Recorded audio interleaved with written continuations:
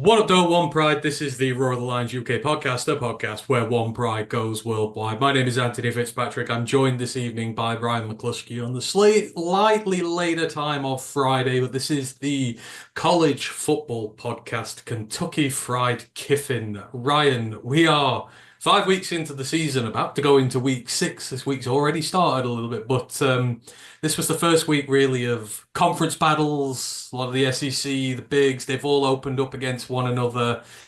3 top 10 ranked teams fell in the first week, which goes to show these non-cons don't necessarily show who the good teams are.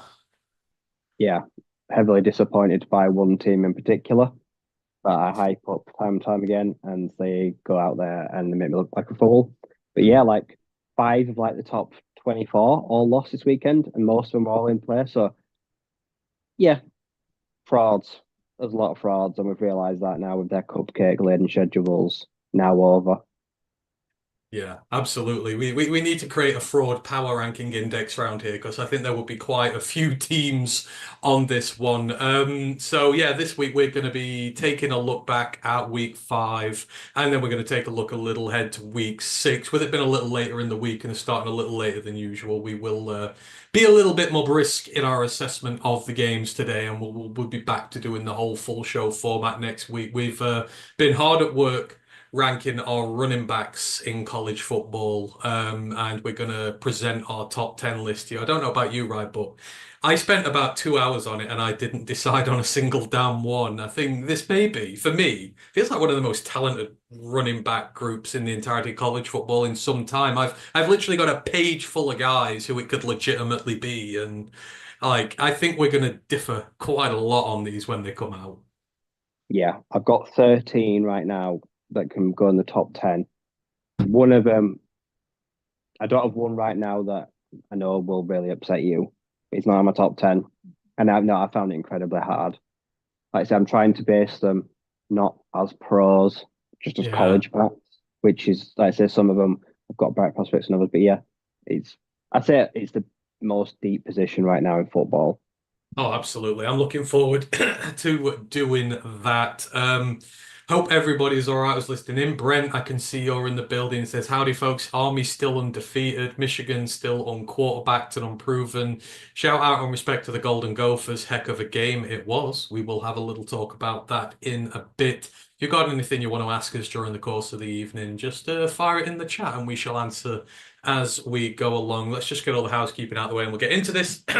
So, Roar of the Lions UK Discord, if you want in, just let us know. We'll fire you across a link for that. The main podcast, it's on a break this week. Obviously, we had the review show for the Seattle Seahawks game the other day. If you've not checked that out, please go do so. We'll be back on Monday with the quarter season review. Don't forget to like and sub to all our Twitch, YouTube, all that good sort of stuff. All the following really does help. Don't forget about Lions Nation Unite, the group we are part of, fronted by Lions legend Herman Moore, bringing the best in content creators together to form one great forum for all you Lions fans out there. We're an affiliate on Twitch, we're monetized on YouTube. We got a tip jar if you want to help us that way, great. But we just love having you all in the building first and foremost. And we've got a feedback form as well. So if you want to fill that in, give us some feedback on the shows, then we will take it all on board. Right, we've gotten that out of the way. So we're not going to go through any news of it. There's a load of college realignment stuff happened. I've not been able to get my head around it all yet, so we'll jot it down and we'll go through that next week. And instead, let's just go right in and talk about some football this week. And I kind of, and I apologize in advance, right? But I had to start here and I had to base the show on it because this was one of the big upsets of the week. So 3 top 10 teams fell. Only one of them fell in an all top 10 ranked fixture. It wasn't like these were all top 10 teams beating one another, but we start off at Kentucky. Oh, sorry, we start off in Oxford in Mississippi, not Oxford over here in the UK for any British-based fans.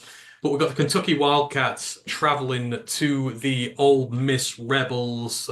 First SEC fixture this year for the Rebels. They've had a little bit of a cupy cakey schedule so far. Ole Miss favored by 15 and a half points in this game start off really well. Start off with an opening drive touchdown. Trey Harris, one of Rye's favorite receivers in college football at the minute, 2 receptions for 51 yards to bundle them all the way down to the Kentucky 1 yard line, and star running back Henry Parrish finishes it off with a very simple run to put Ole Miss up 7-0 very quick, and things looked ominous. But Kentucky, they responded with a 7.5 minute, 16 play drive that Ole Miss eventually did manage to stop, but Kentucky were able to settle for a field goal. Alex Rayner, 27 yards to bring it back to 7-3. Alex Rayner currently in the midst of creating a new all-time record for Kentucky for consecutive field goals at the minute. This was his 13th, which was the new record, and he went to add on to this. But the game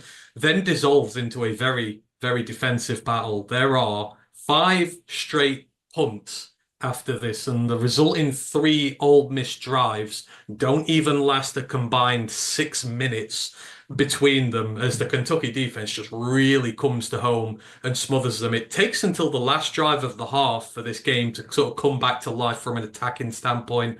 Brock Vandagriff, he completes a 1st and 20 to Dane Key, and then there's a DPI penalty, gets Kentucky into the Ole Miss red zone. Then Ole Miss on 3rd and goal commit a holding penalty, which gives Kentucky a fresh set of downs. Takes them just 1 play to punch it in. Brock Vandagriff again finding Dane Keys from 5 yards out for the touchdown, and Ole Miss have no time to respond. There's like 20 seconds left on the clock at this point, so they go up 10-7, Kentucky do, but you're kind of expecting the Ole Miss recovery in the second half. They force a quick stop to start the half before the teams trade field goals. So Kentucky get a red zone stop to force a 31-yarder from Ole Miss. So again, another stop by the Kentucky defense, but Ole Miss level it up. Then Ole Miss blow a 3rd and 18 opportunity at midfield to force Kentucky to punt. Instead, they let them get 16 yards, and Rayner extends his record for Kentucky. He buries a 48-yard field goal. Say it's 14 straight to Kentucky record. He's carrying on as he means to go on. 13-10 to Kentucky at this point. Trey Harris, he then has another really big reception on the next Ole Miss drive to get them to the Kentucky 19, but the only mistake he makes all day then, next pass is a screen pass. He's tackled by his legs. He's wrapped up, and as he's falling, he loses control of the ball, fumbles it, and Kentucky are able to recover. That's a red zone turnover for Kentucky again, so points left on the field for them. However, they do quickly get the ball back and they capitalize. Jackson Dart once again finding Trey Harris, his star receiver. He finds him at the Kentucky 38. He burns through 3 Kentucky defenders, takes it home, 17-13 to Ole Miss. And you're thinking maybe game over at this point. Then another 4 punts follow. Like, this was a very defensive game. A lot of sacks, a lot of tackles for loss in this one. Then Kentucky pull out the most clutch of drives. So with about 4 minutes left, they're at their own 19-yard line on a 4th and 7. Basically, Ole Miss just need to convert this to kill the game effectively. Vandagriff launches an absolute bomb to his star receiver, Barrion Brown. He finds him at the Ole Miss 45. Bearing in mind, he's on the perimeter under pressure. Vandagriff drops this thing in a bucket. Brown stops on a dime, breaks the defender's legs, runs it all the way down to the Ole Miss 16, and then Ole Miss are able to lever it in to, then Kentucky are able to lever it into the Ole Miss 10-yard line, and then the strangest of things, on a designed quarterback run, so the old Rutgers quarterback comes in. His name has escaped me at this point. I didn't write it down, but he comes in for a designed quarterback run, replaces Vandagriff. He's running towards the end zone. He finds a bit of a gap. The ball is punched out of his hands by an Ole Miss defender. However, it's punched in the way, it is punched in the direction of the Ole Miss end zone, flies into the end zone, right into the hands of tight end Josh Kattus, and he gets the touchdown, and it goes down as a rushing touchdown. But Ole Miss got the stop, punched it out straight to the tight end, in it goes. Kentucky are able to take the lead 20-17, and there's not much time left at this point. There's about 2 minutes left on the clock Ole Miss are able to fight their way in. They need a field goal to force this thing to overtime. They're able to get it to where their kicker is 48 yards out. And it's a 48-yard field goal to tie this. And Caden Davis, the Ole Miss kicker, I say this with all due respect in the world to him. The ball starts 48 yards away from the posts. I think the ball ends up further away from the posts than what it starts. It is a disservice to call it a shank. Like, you can't even see the posts where this ball's gone. He hits it so far wide, and that's game over. Kentucky are able to kneel this out, and it finishes Kentucky 20, Ole Miss 17 at Ole Miss's home. And Ryan, after the start they've had, blowing over a load of, irrelevant teams in the non-cons, the first real test for Lane Kiffin this year against a plucky Kentucky team, but certainly not the standard bearers of the SEC. This a huge, huge shock, and this is very damaging for him and his tenure. Yeah, it always feel this is kind of the story of his career. Like the lane train is always like it's always high speed, it's always like chugging away, but it just hits a pebble and it derails. And Kentucky are that pebble. Now, our Kentucky bad, they held Georgia to a 13-12 loss. Like I say, and they got credit for that, didn't they? Now they beat Ole Miss. Like I say, Vandergrift's been very up and down. Like I say, I think the Wildcats have got they lack depth. They have a few stars like Barry and Brown, like Key, like Maxwell Hairston. But then, like I said, there are positions where they're lacking and they struggle to compete, and that road has let them down. But yeah, like I said, a lot of opportunities, a lot of possessions that have gone to waste for Ole Miss. And like I said, right at the end, they show that they're not clutch. They can't come in big when the pressure's on them. And if you can't, like I say, get a game-winning drive at home to Kentucky, then do you really deserve to be trying to make a game-winning drive in the playoffs at the end of the season if you can't handle this amount of pressure? So, yeah, it feels like Lane Kiffin will forever be the bridesmaid, never the bride. And this kind of just sums that up, I think.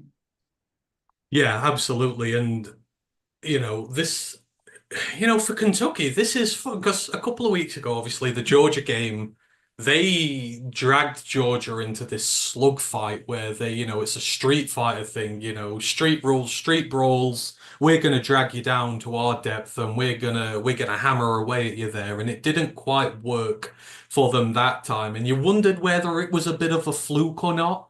But then they come to Ole Miss, which is a very tough game for them. And just look at some of the defensive stats in this. So they held Ole Miss to season lows in pretty much every statistical category. There was only 353 yards of total offense for Ole Miss. Kentucky had 7 tackles for loss, 4 sacks. Ole Miss on third downs, 1 of 10.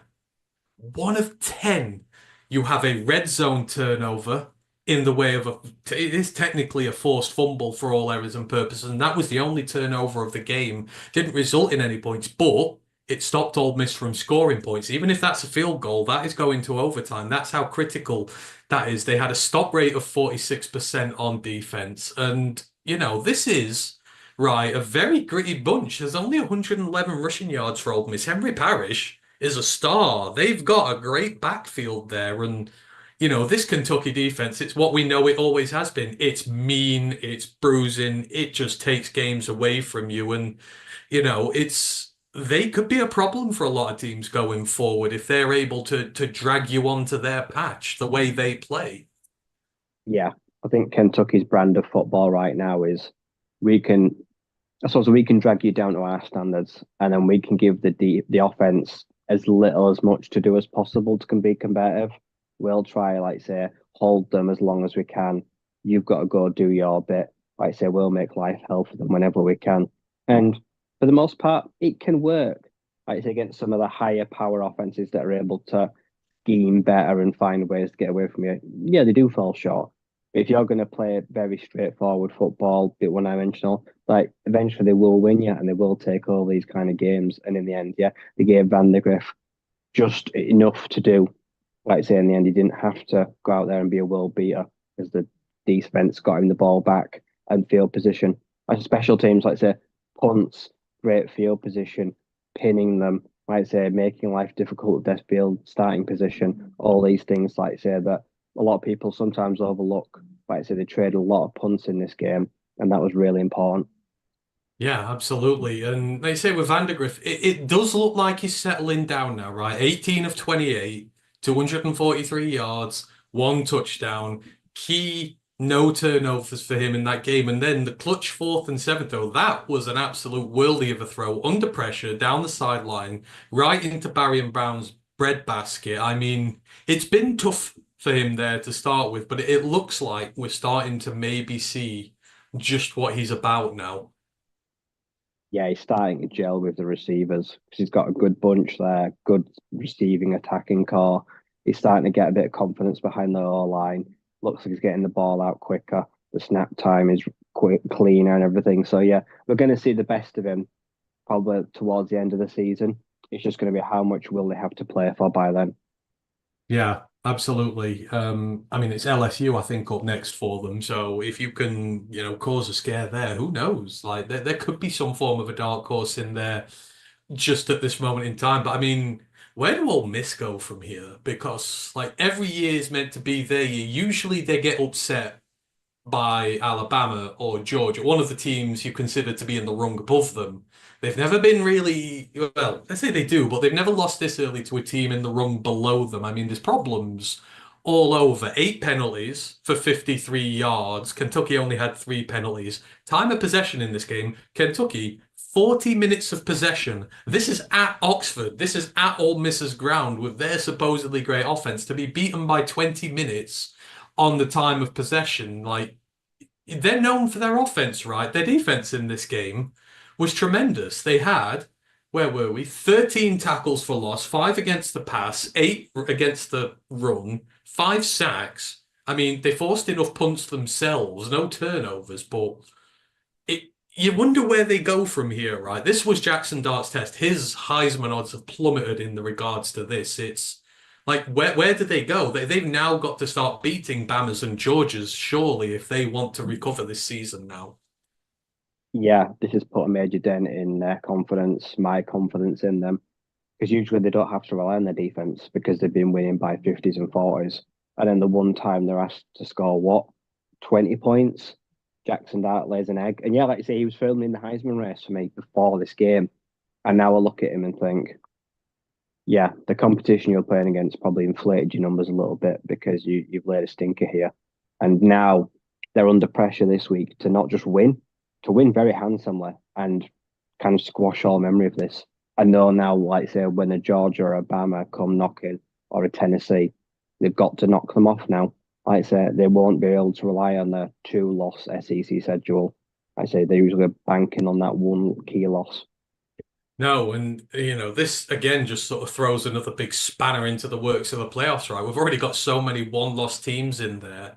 It's like, this isn't going to end your hopes. Let's say that much. But two losses, you could be in a really nasty place when it comes to in terms of the playoffs. So for Ole Miss, this was terrible. I watched this whole thing. I was thoroughly unimpressed with them.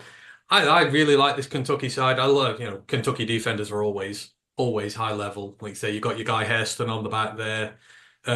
One bright spot for Ole Miss, though, it does look like Trey Harris is going to be some hell of a prospect going forward. Like some of the catches he makes, some of the plays he makes, he just screams NFL playmaker very soon. Yeah, it's not even flashes. It's like it's usually a weekly occurrence. He has like a reception that goes for 40, 50 yards, or like makes a really difficult catch or a one-handed catch down the sideline. He really is the focal point of that entire offense and has been for pretty much all of his time there. The numbers speak for themselves. Like I say, he's got a decent pro build. Like I say, the combine will tell us a lot about how he tests athletically, but he's not in the top group, but the next group of receivers down, like I say, where you pick on day two, like I say, he's firmly entrenched in that right now, and he'll be making lots of plays on Sundays. Oh yeah, absolutely. So yeah, big shock here. Ole Miss, their season all on the rails. Kentucky, you've got an opportunity now. You're playing LSU this week. I mean, they don't look the best iteration of LSU right now. They should be worrying about that. For Ole Miss, we're going to talk about them later because they're in the pick watch this week. So we will come back to them, and we're going to stay in the SEC because maybe what a lot of people thought would have opened the show is up next, because we talked about Ole Miss now needing to beat the likes of a Georgia or an Alabama. But those two happen to go head to head this season. We did have Georgia at Alabama, and we were expecting to see this very close fought, physical, tough contest. It wasn't. Two of the best teams in the country. And what was it?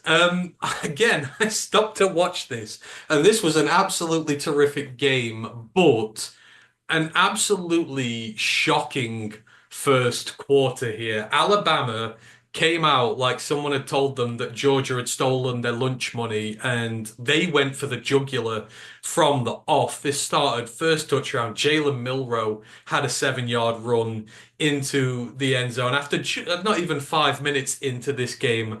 5 minutes later, Jalen Milroe 16-yard touchdown pass to Jam Miller. 2 minutes, 20 seconds later, Jeremy Bernard, 7-yard touchdown run, convert, end zone. And then 5 minutes later, with 12 minutes left of the first half, on a 4th and 1 at the Georgia 36, Alabama, showing a complete and utter lack of respect for their opponents, got the quarterback sneak with Jalen Milroe. Only it wasn't a quarterback sneak, it was a quarterback gigantosaurus. Jalen Milroe, 36-yard touchdown run into the end zone. And after 18 minutes of this game, Alabama up 28-0 like that. And, everyone was shocked. I was completely shocked at this point. I didn't think I was going to see Georgia capitulate in such a way, but 4 scores down.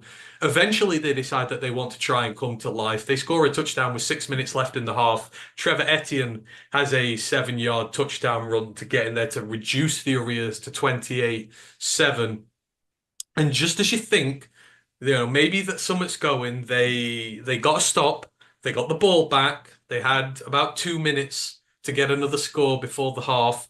They suddenly cough up a safety before the half. We had a lot of safeties in college football this weekend, but this Georgia team were all at sea, and Alabama go into the half leading 30 points to 7. Now, I don't know what was said to them at half time. They came out. It was a little bit of a slow start to start with. It took 10 minutes for the first points to be scored, but it was Georgia who got them. Carson Beck, after an absolutely atrocious first half, started to play some better football. He found Arian Smith with the 12-yard touchdown pass, and then he found Lawson Lucky for the 2-point conversion. So they were able to close the gap 30-15. Alabama then responded with a field goal. Graham Nicholson, the old Mac kicker, 28 yards out. At this point, they took the foot off the gas a little bit instead of going for it. But it's 33-15.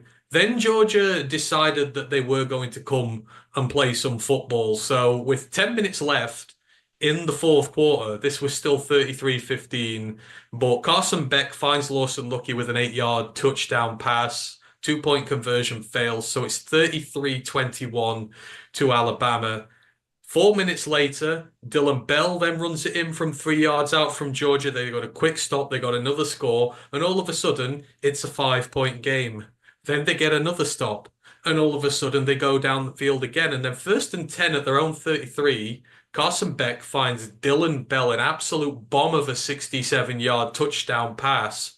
And all of a sudden, from nowhere, Georgia are in front, 34-33. They fail the 2-point conversion, and you're just about to think Georgia are overcoming this. Georgia are going to win at this point. All the momentum is on their side.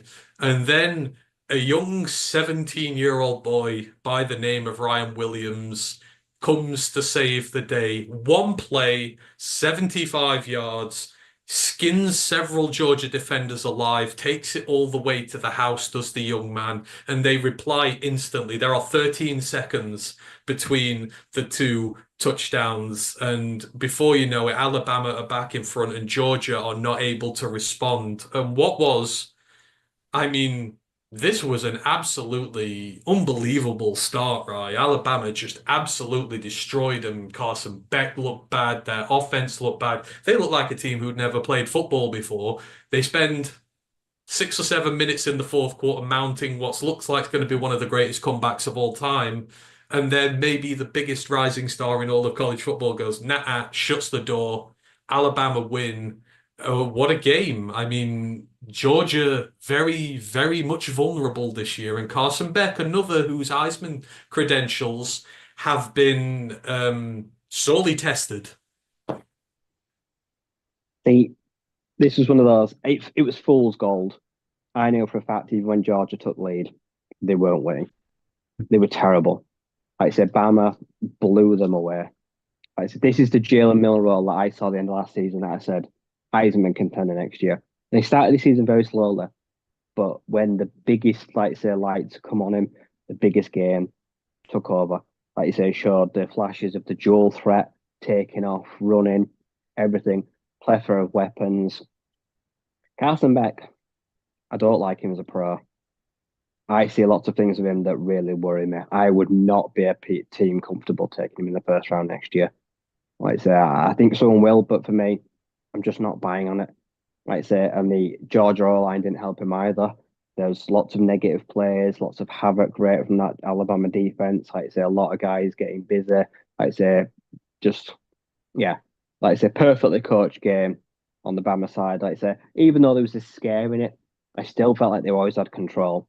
Like I say, when you've got stars, like I say, likes of Williams, I thought, yeah, they're not going to crumble.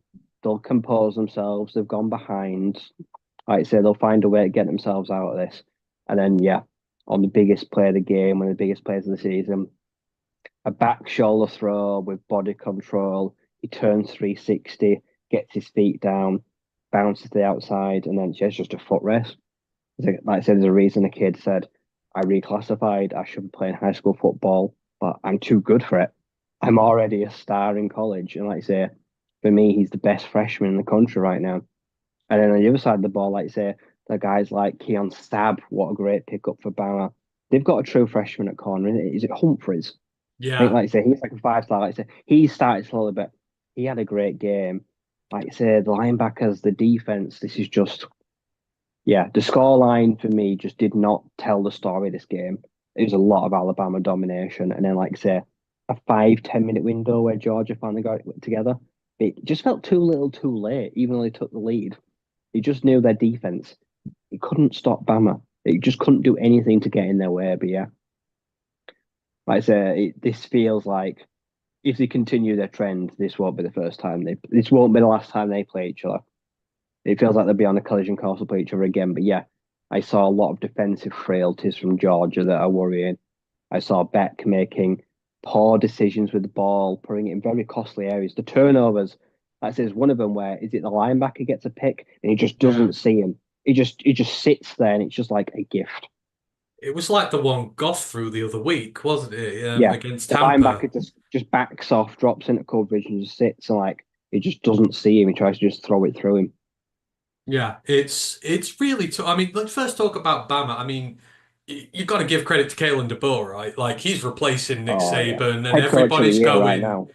yeah. And I don't get the hate for like Caleb DeBoer has been successful at Fresno State after they lost Tedford, was it? Like he'd won a Mountain West, and he came in, he replicated that success, built on it. He then goes to Washington. Wins them a Pac-12, takes them all the way to the national championship game, more than they've done in a very long time there. He's had instant success with them, and that's a big jump up Fresno State to Washington. And now he's made the jump across to Alabama, and everyone's maybe surprised that, oh, actually, look at them. They look a good football team, and it's taken their time, but like this Milroe offense, like you think Bama, like for the last few years, the quarterbacks they've had, this is very much a different looking offense for them. You've had Tyler Buchner in there, you've had Bryce Young in there, you've had Mac Jones in there, you had Tua for a year. You have to kind of go all the way back to Jalen Hurts till they had a true dual threat quarterback, and they only had him there 1 year. This isn't Bama football. It's different and it's a lot more dangerous for them. And they just took advantage that, the crowd was on their side. Georgia was shook and they just went and shoved the knife into them. And you've got to give DeBoer credit for that because Georgia, they've not always been able to do that against Georgia in recent years. Yeah, it was ruthless. Like I said, 33-15, I thought the game was over. I think some of the Bama players thought the game was over.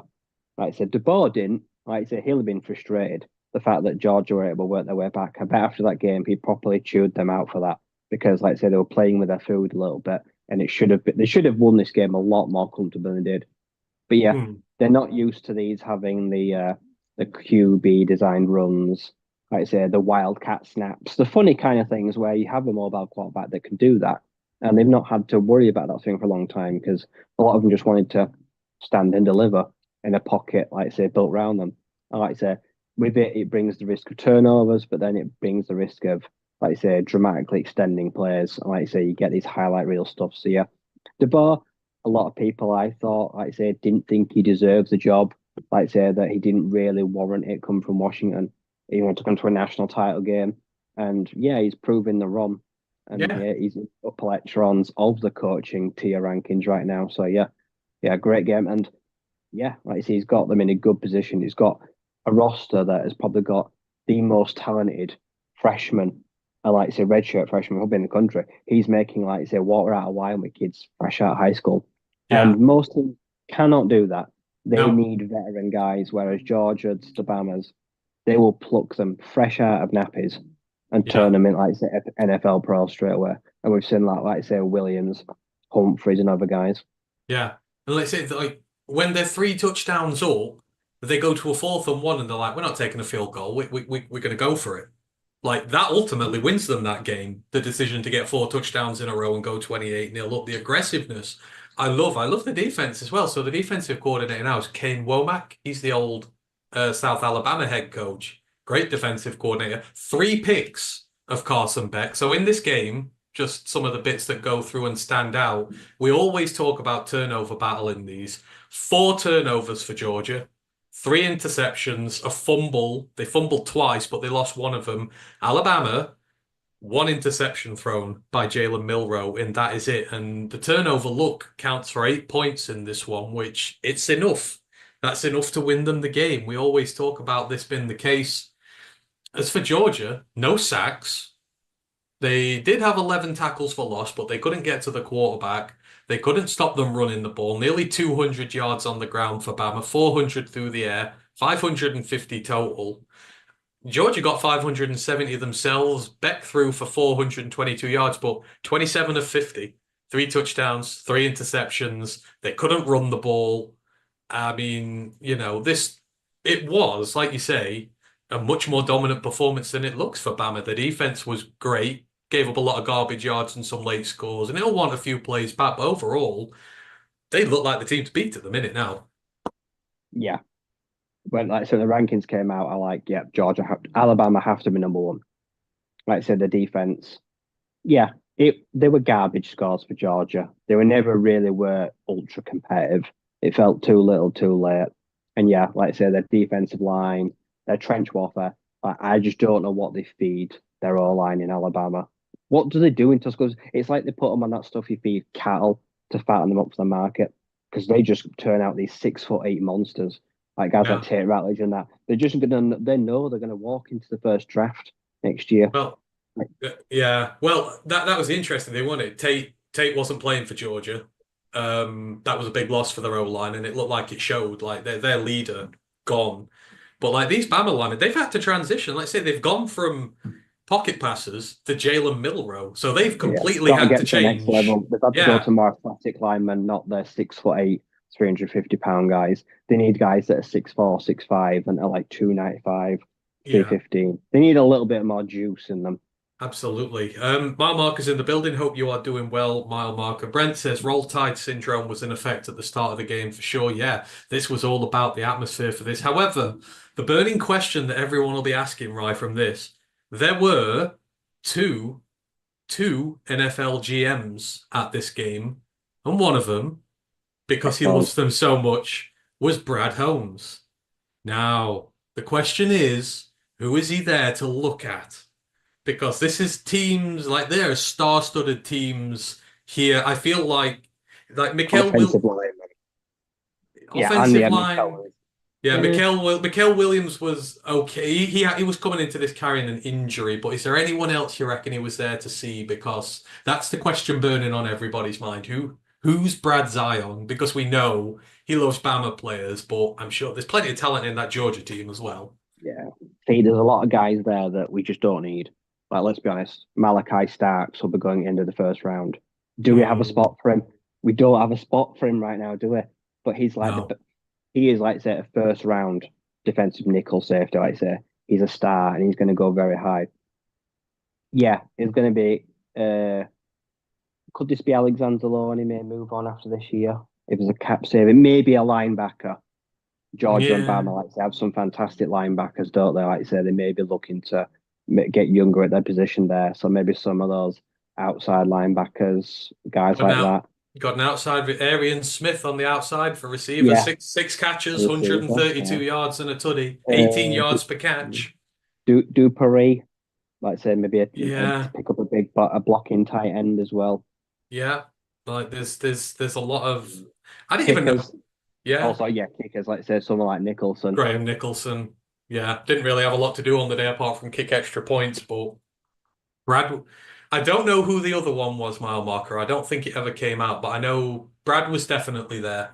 Because they said they were shocked at how few NFL coaches. There were only 17 teams there, apparently. It's the biggest Which game in the country. yeah, Like, why would you yeah. not all send a representative? I know, but that was confirmed. Like there was just two of them. So my guess, I think I was Poles there as well. It might have been Ryan Poles. I think it. In fact, I'm pretty sure it was Ryan Poles. I think it was Brad Holmes and Ryan Poles who were there. So, but I don't know. What does it? So Georgia now they've struggled against Kentucky and they've really been blown away by Alabama. I mean, is there a chance that they don't make the playoffs this year? There must be an outside thing with it. That defense is not as good as it once was. Uh, I suppose with Texas and Tennessee in the SEC, yes, there has to be a chance Georgia don't make the playoffs. If you look at Alabama, a Tennessee, and a Texas, there's a chance they're the only three SEC representatives. So, yeah, so Georgia's schedule, they're up against Auburn next and then Miss State. But then three of their next four games, Georgia, Old Miss, and Tennessee. That will determine their outcome of the season. If Old Miss can beat them and overturn that, like that'll count more than the Kentucky loss will for them. And if Old Miss stay unbeaten, like Georgia are in a bit of peril now. Like not much right now, but another loss and alarm bells ringing because they just didn't look good against Kentucky either. So, anywho, we will see in regards to that. So yeah, two absolutely great games to start us off this week in the SEC. Moving it on now in terms of the other main game that I wanted to mention from this one. So I try and shine a light on a plucky team, let's say, who's done well this season, maybe against all odds, Ryan. There's one particular team who has started off 5-0 for the first time since I think it's 1976, if I remember rightly. It was a coach who's moved there from a school that he did an incredibly good job at. He's moved from the Sun Belt. He's moved to the Big Ten. And this Indiana Hoosiers team seems to be something we might call legit this year. 5-0. They've knocked off UCLA and now Maryland in the Big Ten. And this is a team that has a very good defense. I watched this game against Maryland. They won 42 to 28. Curtis Rourke had a rough start in this game, not gonna lie. He threw his two picks early on in this one, and you were thinking, is this where the real Indiana, the one that we know and love that always screws things up, comes to play? But no. This was very close to start off with. Indiana scored first. Miles Price had a 1 yard touchdown run. Maryland soon got back into this. Caden Prather had a 33-yard touchdown pass thrown to him from Billy Edwards Jr. But then Indiana, they just kept hitting back. Omar Cooper Jr., he had a 27-yard touchdown pass from Curtis Rourke. Maryland responded.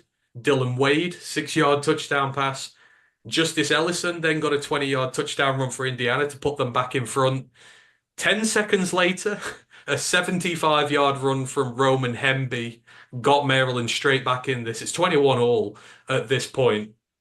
But 40 seconds before the half, Elijah Sarrett had a 13-yard touchdown reception from Curtis Rourke to send them in 7 points to the good at the half. And then the fourth quarter comes along, and then they just sort of blow this one out the water. Donovan McCulley, he had a 12-yard touchdown reception from Curtis Rourke. Then Tyson Lawton had a 14-yard touchdown run. It's 42-21 at this point, and Maryland get a touchdown right at the end, 3 minutes to go. Roman Hemby had he had a 12-yard reception from Billy Edwards there. But, I mean, this Indiana team, right, they've been not very good for a very long time now in the Big Ten. When people talk about Indiana, they talk about an okay defense, which occasionally produces NFL level caliber players, and that's about as nice as anyone has ever been to them. Kurt Signetti moves on from a very cushy job at James Madison, where he's done an incredibly good job. He's winning all the time. Could have won a lot of Sun Belt titles there. Takes this incredibly tough task on, and it is still early days right now. They've played a few of the non-cons as well, but they're 2-0 in the Big Ten. And they look good on both sides of the ball. There's playmakers there. Curtis Rourke has settled in very quickly, showed his ability to bounce back from a shocking start in this one. The Hoosiers are a team who need a little bit of attention now going forward. Yeah. Right. So when we kind of raised an eyebrow when we saw what Signetti was going to leave a powerhouse like the Dukes to go take over what people would politely call a rough around the edges project. That's what the Hoosiers were. Like I say, recent years have not been kind to them. But yeah, taking it to a duck to water. It's been pretty much perfect to start. The football's not been great, but just finding ways to win games. Like I say, Curtis Rourke, great addition, like I say, to the team recent years. Like I say, good quarterback. Like I say, good running game. Justice Ellison, good pickup. Like I say, he's taken to life and adjusted pretty well and shown that he can take a decent workload as a back there. Good way. Indy and the Hoosiers always have good receivers. Like I said, they sent Ty Freifogel to draft a few years ago. He was a big name in Indiana football. They pick up guys, like they say, they do really well. It's usually just intermittent quarterback play to hold them back. But no, the defense as well.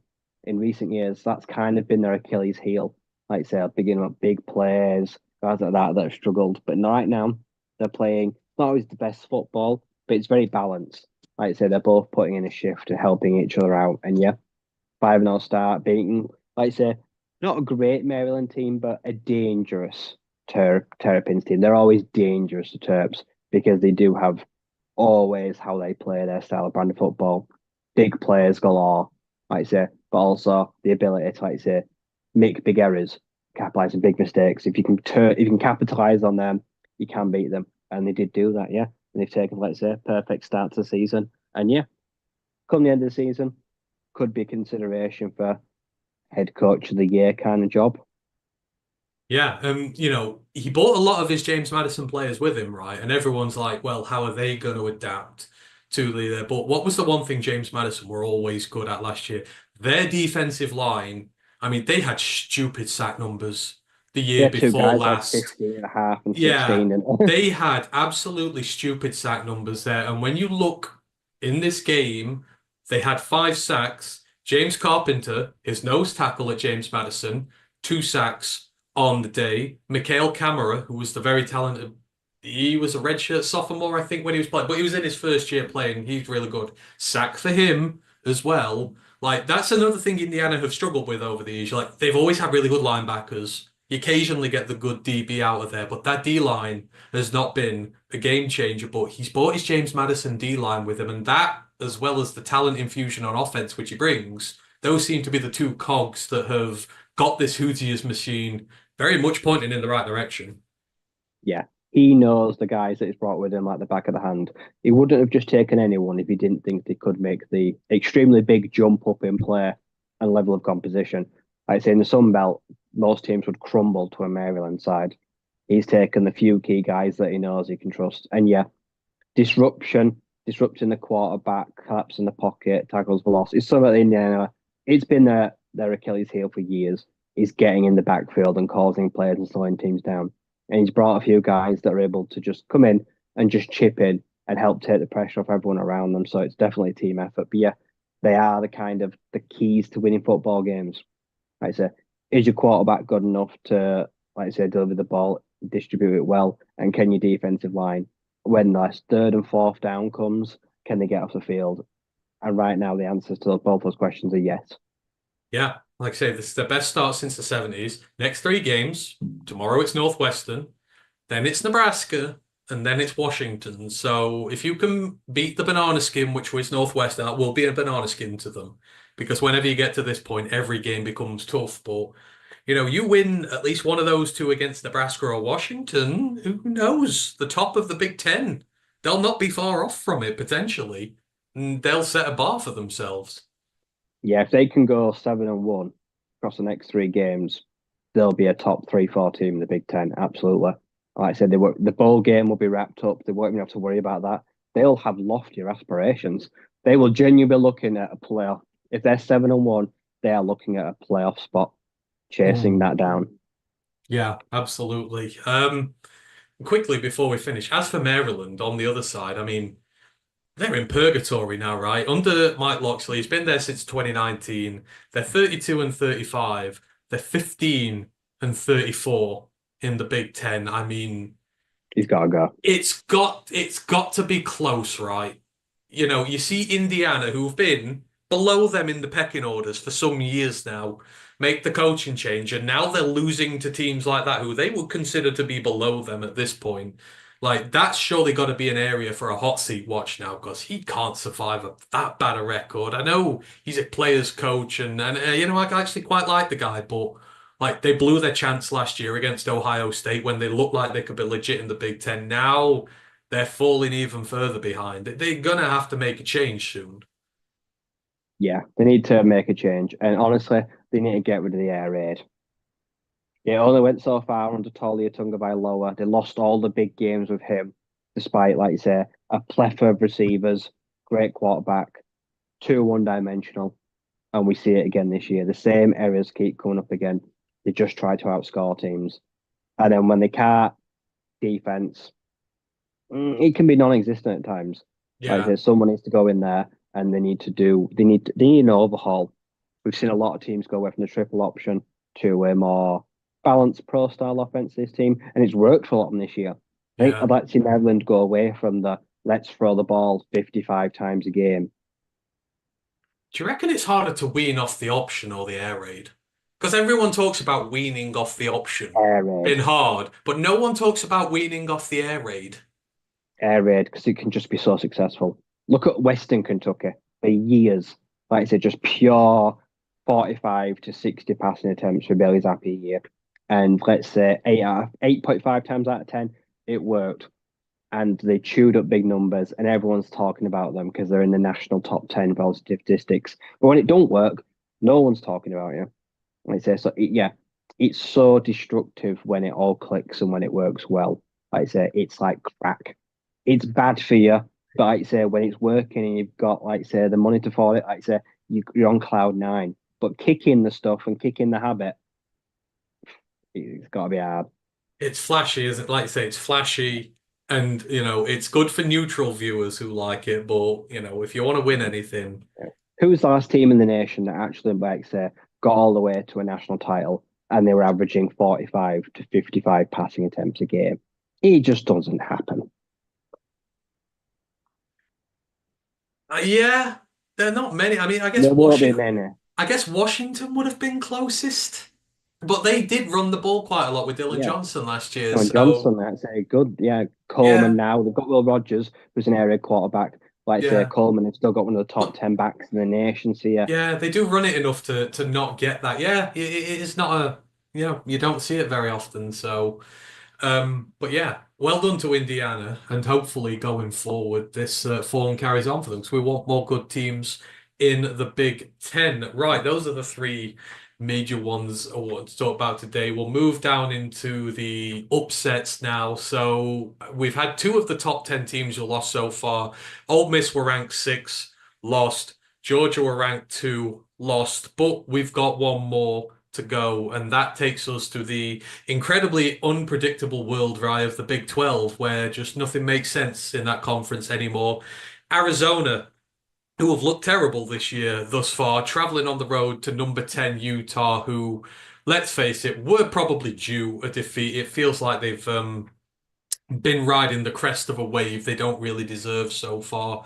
But Arizona walked in, beat them 23 to 10. Utah started this one off all right. It was, yeah, it it was a tough watch. I'm not gonna lie. I did watch the highlights. It was a tough watch. They exchanged field goals to start off with. Arizona ended the first half with a touchdown. Noah Fafita seemed to find a little bit of himself. Pass to Jeremiah Patterson from 3 yards out, and then Arizona just kind of took over. They had two field goals. Their kicker hit them from 53 and 33, and he started off with a 47-yarder as well. So good day for Tyler Loop, the kicker there at Arizona. Utah got a touchdown with 12 minutes in the game to go. Isaac Wilson, younger brother of Zach, found Caleb Lohner from 20 yards to bring it back to 16-10. But 3 minutes later, Arizona, Noah Fafita passed to Kay Burnett from 35 yards for a touchdown.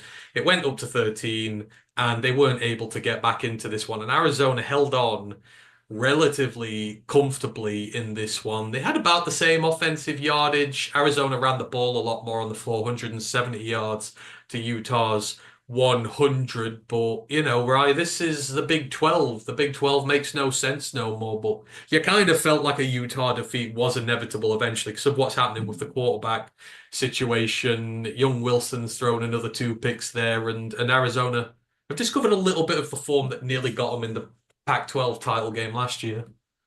Yeah, funny team Arizona because I think I picked them 2 weeks ago when they were heavy favourites and they laid an egg. And for Fita, like I say, looked like he'd lost all his magic. And then, like I say, this time I'm like, oh no, the Utah defense will get it done. But yeah, we see I don't know, is it naivety of Isaac Wilson? Like you Mm. say, just kind of like being loose and a bit flagrant with the ball. And that hurts. Like I say, it's really going to hurt Utah in the long run, like I say, but it's hard because, like I say, you've got two, three quarterbacks rotating, and then you kind of just want to leave one of them in. Like I say, Wilson will probably get better and not make mistakes, but in the short term, he might cost you games, and you can't really be having that. I say, they've got a good run game, good defense, but yeah, a bit of the old Noah Fifita we saw, like you said, to Torrey McMillan kind of getting that thing groove going again, like I said, in their offense, and the defense just did enough. But yeah, very unpredictable. You never know which side is going to turn up, really. No, and it was a tough day for them. However, for one person on the losing side, it was a sort of a bittersweet day. So Dorian Singer, 9 catches on 9 targets for 155 yards for the Utes against his Former former Wildcat, team. yeah. Against his former team, so may not have won, but a big season for him. He was at USC last year, I think, but he went from Arizona to USC. He's now with Utah. He's having a pretty good year. Micah Bernard, I mean, we may hear his name in the running back conversation next week. Who knows? Just saying. He had nearly 100 yards at over 5 yards a clip, but they couldn't run the ball all game with them being behind. He still looks pretty good, but like I say, Big 12 it's just a case, rankings mean nothing for the Big 12, right? Like just they can all beat one another on a given day, and that's what makes it so fun. Yeah, it's a complete minefield. So they're the least favorite games I have in the pick watch. Is anyone in the Big 12? Because it's just a toss up. Yes, absolutely. Right, moving it on, and there was another really big upset, and I kind of need to turn this into this week as well because they've already played this week. But we talked about Texas State as being a potential, winner of the Sun Belt, and after yesterday's result, they still damn well could be. However, they met a very plucky upstart Sam Houston State last week, and Sam Houston didn't have a good year last year. But this year, they're 5-1, and Sam Houston beat them in an absolute barnstormer of a game, 40 points to 39. And to just show you how Sam Houston scored their points, their quarterback stats, Hunter Watson, threw for 10 of 19 for 95 yards. That was it. This was done on the ground. They had Hunter Watson, the quarterback. He ran 27 times for 105 yards and 2 touchdowns at 4 yards per clip. Jay Ducker, 14 carries, 69 yards, 3 touchdowns. So 5 rushing touchdowns on the day there. Texas State, of course, they jumped out to a massive lead in this. They were 22-0 up in the first quarter. Sam Houston didn't score a single point. Jordan McLeod, 29 of 39, 326 yards, 3 touchdowns. But Sam Houston, right, fought their way back into this. They were 32-21 down at the half, but they got 2 touchdowns in the third quarter. Didn't allow Texas State to score any points in the last 26 minutes of the game. So nearly a full half of the game, they were able to keep them quiet, and they did it with the running game. And then they went yesterday and beat the Troy Trojans to now sit 4-1. No, sorry, that was Texas State. But Sam Houston beat UTEP yesterday, sorry. The score was 41-21. Absolutely ravaged them again, air and ground. This is potentially becoming a surprise story in the CUSA this year. We weren't too sure. They didn't have the best first year last year. They weren't bad, but they ended the season with what, 2 or 3 wins in the last 4 games. And we talk about momentum being carried over. I mean, this was a massive statement win to beat Texas State. They're favourites for the Sun Belt, and to beat them, no mean feat. And to be 5-1 on the year, bloody hell, what a year they're having. Yeah, a lot of people questioned them coming up to the FBS, me being people. And then they started their first year up, like the first half of it. It was rotten, the first half. And they looked way out of their depth. Like, they've done this, but will it be a mistake? But yeah, they ended the season with a little bit of momentum. And then this year they've started, like say, like a bat of hell. And I like to think of these kind of games as death by 1,000 paper cuts. Quarterback just doesn't do anything. It's just gashed, running constantly. And it just wears down the defense somewhat intolerable. And it just, like I say, by the end of the game, Texas State were just black and blue. And like I say, their offense also couldn't get anything going. And like I say, because of the clock issues with just running the ball, it felt like you could feel like every clock ticking away was draining something in the stadium. And like I say, both of them played last night, like I say, and then they get a big win. Like I say, Sam Houston 5-1 on the year. Like I say, against a UTEP side that we know, yeah, it's not the best, but still, you can only beat us in front of you. And right now, yeah, a front runner in their own conference from being a questionable transfer last year. Yeah. It just shows a one-off season, like saying, kind of like say, just gelling, bedding in, can do the world of good. And there's a lot of new players in that team. We covered the CUSA in the conference preview, and they've got a lot of new guys in that team. So you've got to give credit to them. But they were massive underdogs in this. They were at least double-digit underdogs in this at home. So Sam Houston, tremendous for them. And then we go back into the Big 12. As Ryan says, this is an absolute nightmare. But TCU away at Kansas, TCU were actually heavy underdogs for this game, and they went and absolutely smacked a Kansas team who've been really bad this year, for want of a better word, 38-27. TCU put up over 500 yards of offense, 350 through the air, 170 on the ground. Kansas just don't look right this year, right? Even they've got Devin Neal there, they've still got Jalen Daniels there.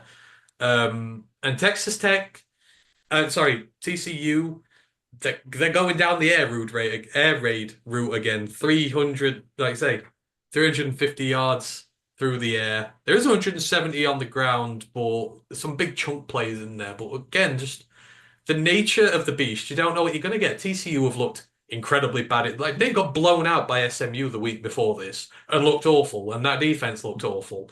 And yet then they come away on the road to Kansas and then put 40 on them and keep them relatively quiet. Yeah, Josh Hoover's a polarizing quarterback, isn't he? I think he's like current like fourth in passing yards in the nation. Sometimes he looks like he's going to be the next, like say, Brock Purdy in draft, and then sometimes he throws 4 interceptions and he single-handedly costs them the game, and you don't know what you're going to get of him. Like I say, they've got a interesting head coach. They've got a good offensive coordinator, like I say, that just rarely the balls. They've got one of the better receivers in the nation in Jack Betch, who I really like. He's having an absolute stellar year. He's one of the best receivers in the nation right now. And then, yeah, their defense, yeah, you take the good, you take the bad. Can the offense score enough points to make life here? But on the other side, Kansas Jayhawks, the fairy tale has crashed and burned on it. Jalen Daniels looks rotten. Turnovers galore everywhere. Devin Neal not getting a lot going.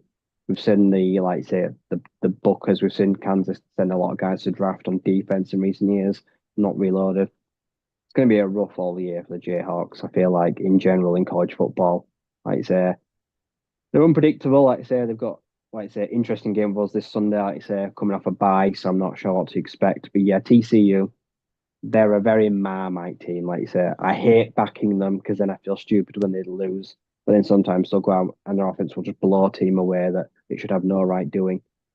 They're No. a fun neutral side. But I must say, these uniforms, one of the biggest downgrade I've ever seen from the spiked Wakanda collars they had. They were Yeah. amazing. Yeah. These are just naff. Mm. I feel like there's been a lot of downgraded uniforms. I've not been as impressed with a lot of the uniforms this year. We'll have to bring the uni watch back at some point because I used to enjoy putting dubs on the better ones. You mentioned Jack Betch, been one of your favorite receivers. So he had 2 receptions for 11 yards against Long Island. Weird enough. Let's take that out of the equation.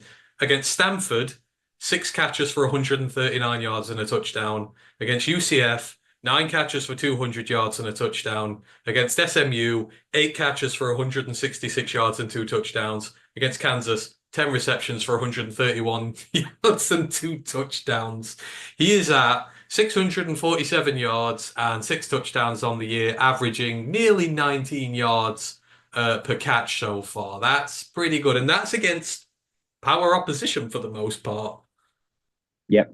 He He's really the only focal point Josh Hoover's got. He basically just looks for him as his first and only read and says he's somewhere downfield and we get to him.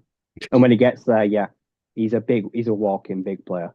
Like you say, he's having a stellar year at just the right time for potentially making a decision about maybe going pro next year. So yeah, if as long as he keeps up this year, then he's going to be potentially all first Big 12 in the year. Yeah. Yeah. Oh God, absolutely. There's going to be not many who are going to match what he's going to do in there, certainly receiver wise. It's always light on receiver, unlike the elite receivers in the Big 12. So he's probably got that sewn up already.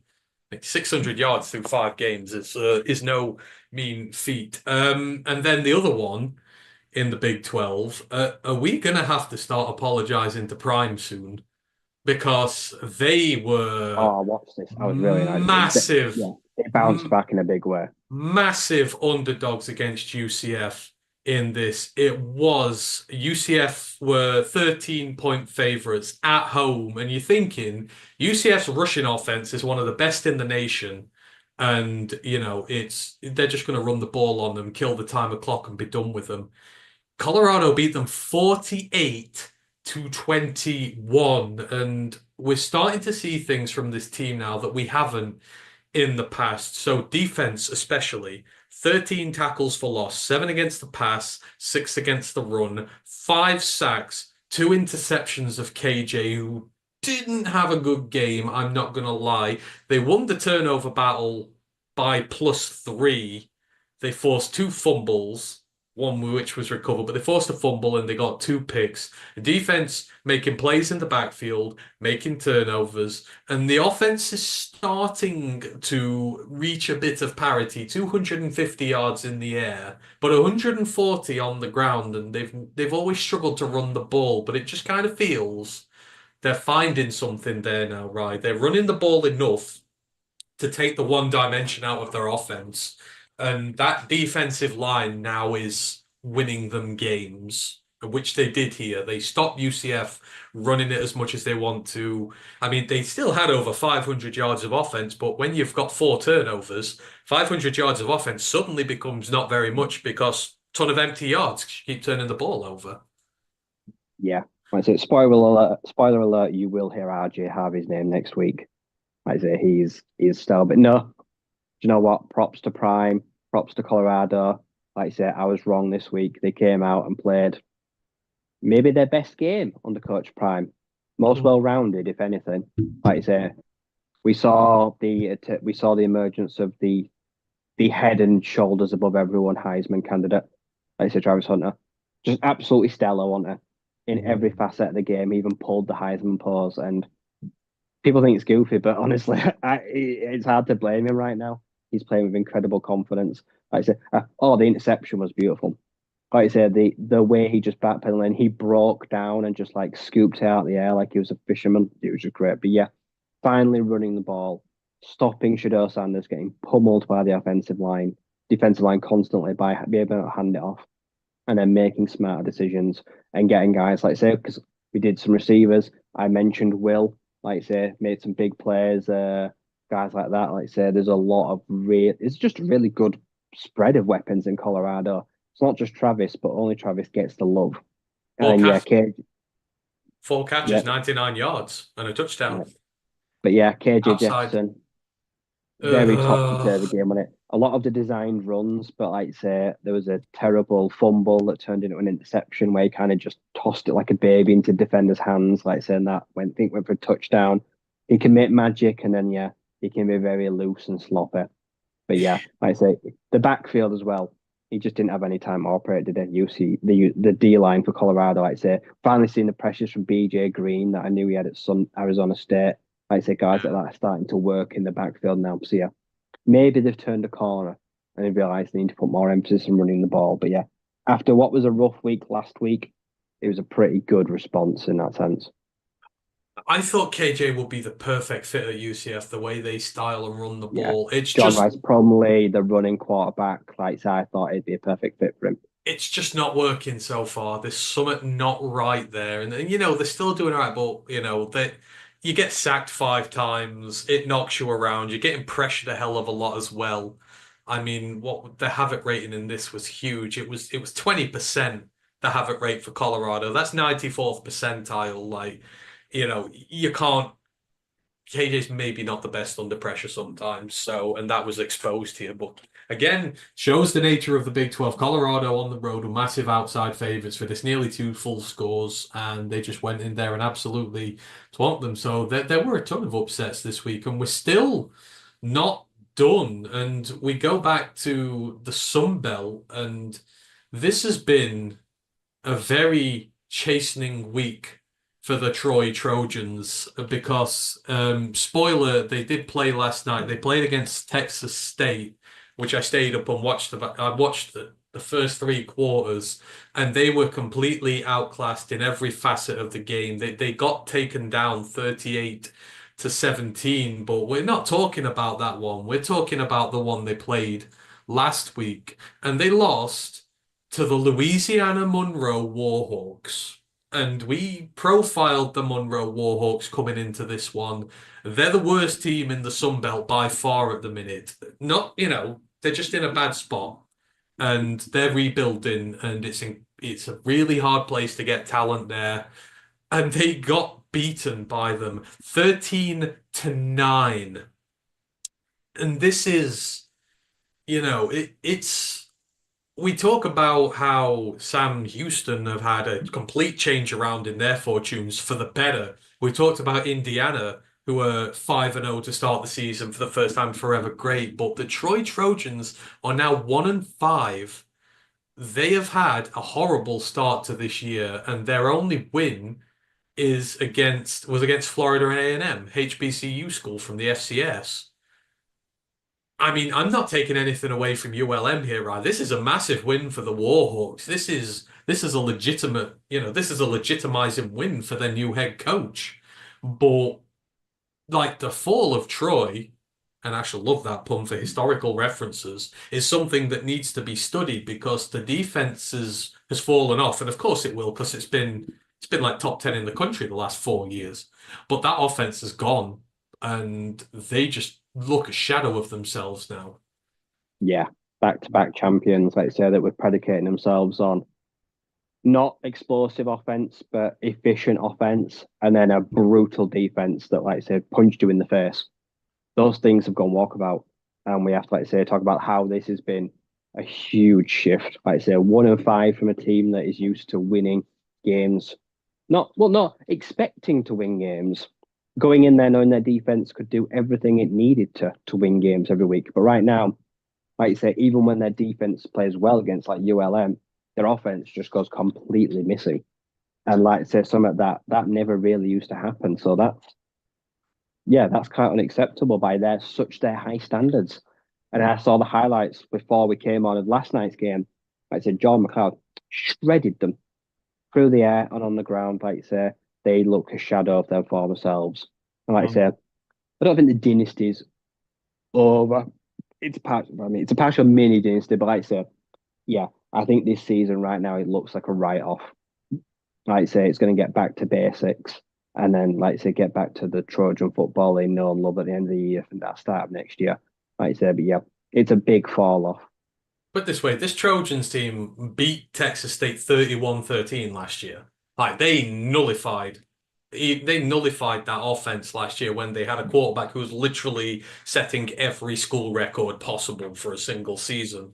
This is the fall off they've had. It was about quarterback. Gunnar Watson wasn't a great quarterback. He was flashy, but he was a 6-year veteran who ran the offense well. Now they've got two rookies in there because their supposed heir apparent was injured in the offseason. So they're just wheeling out two novices there now. At least the 6th-year senior has the experience to run a basic offense. They're just turning the ball over way too much. The quarterback yesterday, he just like punched out his hands, like right at the start of the game, turned over, Texas State touchdown. Bad ball control, and that's what rookie quarterbacks do. So, big shame for them there. And then we had one more. So we've not talked very much this year about one of our favorite teams, which is the Old Dominion Monarchs and Ricky Rahn. They've had a bit of a rough start to the year. They were 0-3 going into last weekend, but then on the road against Bowling Green, which may not sound lavish, but they were 12-point underdogs on the road, and Old Dominion were finally able to scrape a win out there despite giving up 500 yards of offense and only having 333 themselves. They beat Bowling Green 30-27, in which was actually a very terrific game, and they won this one really late on. There was only 24 seconds to go, but they were at the Bowling Green 4. They were able to punch it in with a run. They got the 3-point lead. Bowling Green were not able to see this one out, and the saga of Bowling Green continues, right? Because we've both got them in the MAC title game this year. But it's an out of conference game. It doesn't matter in the grand scheme of things. But Old Dominion, despite all the odds, despite all the losses they have in the transfer portal and that, they still pull out a shock on you now. They're a team you don't want to play under Ricky Rahn, and they've bitten for the first time this year. Yeah. ODU are such a funny team out of the recent years. You just know that they've got that, like, they're always capable, like, one strange result or an upset. They're able to just turn up, like, say, a couple of times a year. Like, say, Ricky Rahn, he's got them always kind of just in and around games. Scrappy team, like you say, they can make life really difficult for opponents. Yeah. And like you said, we had Bowling Green, like say, Connor Bays, like we had them in a title game. We were like, they've got big aspirations this year. And like I say, for them, like, not just do they look past the Monarchs? Do they kind of just like chalk it off as a game we'll expect to turn up and win? I'm not sure, like I said, but the Monarchs, yep, they made them pay for anything like that where they weren't 100% dialed in all the way. And yeah, it's a platform. It's something to build on for the rest of the year. Like I say, they can still turn this round if they want to. It's a platform to get something going. I mean, yeah, Bowling Green came into this. Their last two games, they lost by a combined 13 points to number 7 Penn State and number 25 Texas A&M.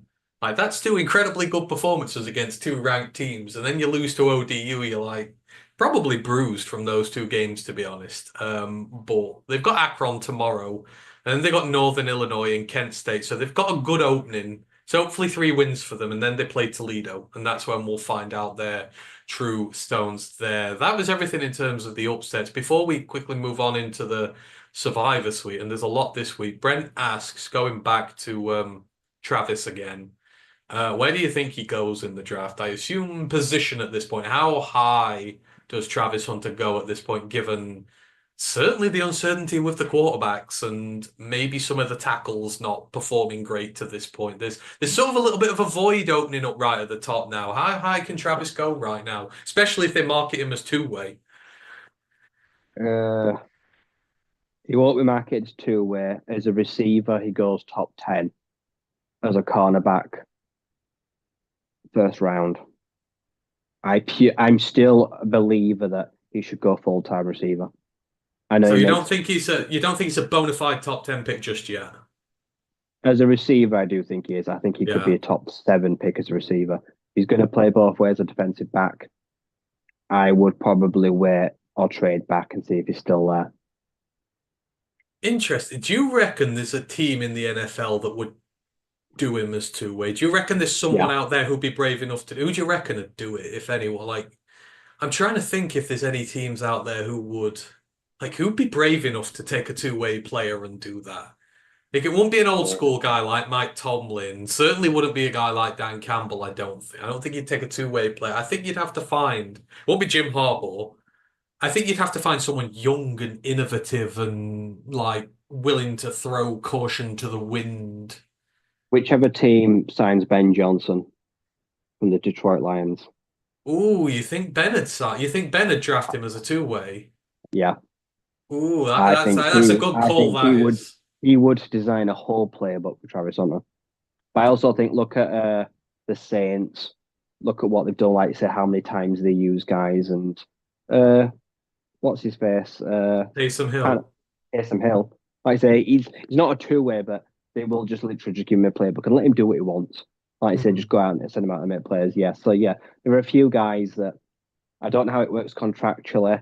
Like say, if you ever need to be tagged, how many snaps you play as a position, that's a total minefield. Give two ways, it's frowned upon. But yeah, someone's going to go him out there and give him 70, 80 snaps a game at two positions.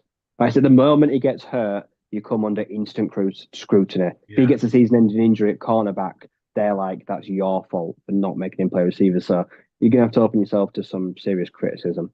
I think it depends. If he can do a full season this year, two-way, and doesn't get hurt, Yeah, that might yeah, encourage teams to have a go at it. But yeah. He's a I bona like fide top 10 pick. Yeah, easily. I like the shot. I like the call that Ben Johnson had drafted him if Ben got drafted somewhere. So that would be good. Danny says Mike McDaniel.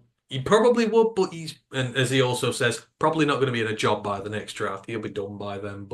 And welcome to Danny Mac. Hope you are doing well. We're about to talk Michigan in a minute, so you came in at the right time. So let's move on to the Survivor Suite. And there was we nearly had 4 top 10 teams lose this week. And I breathed a huge sigh of relief when a certain Hail Mary got overturned last week. I don't know if you saw it in the Virginia Tech Miami game. Yeah, it made me And really mad.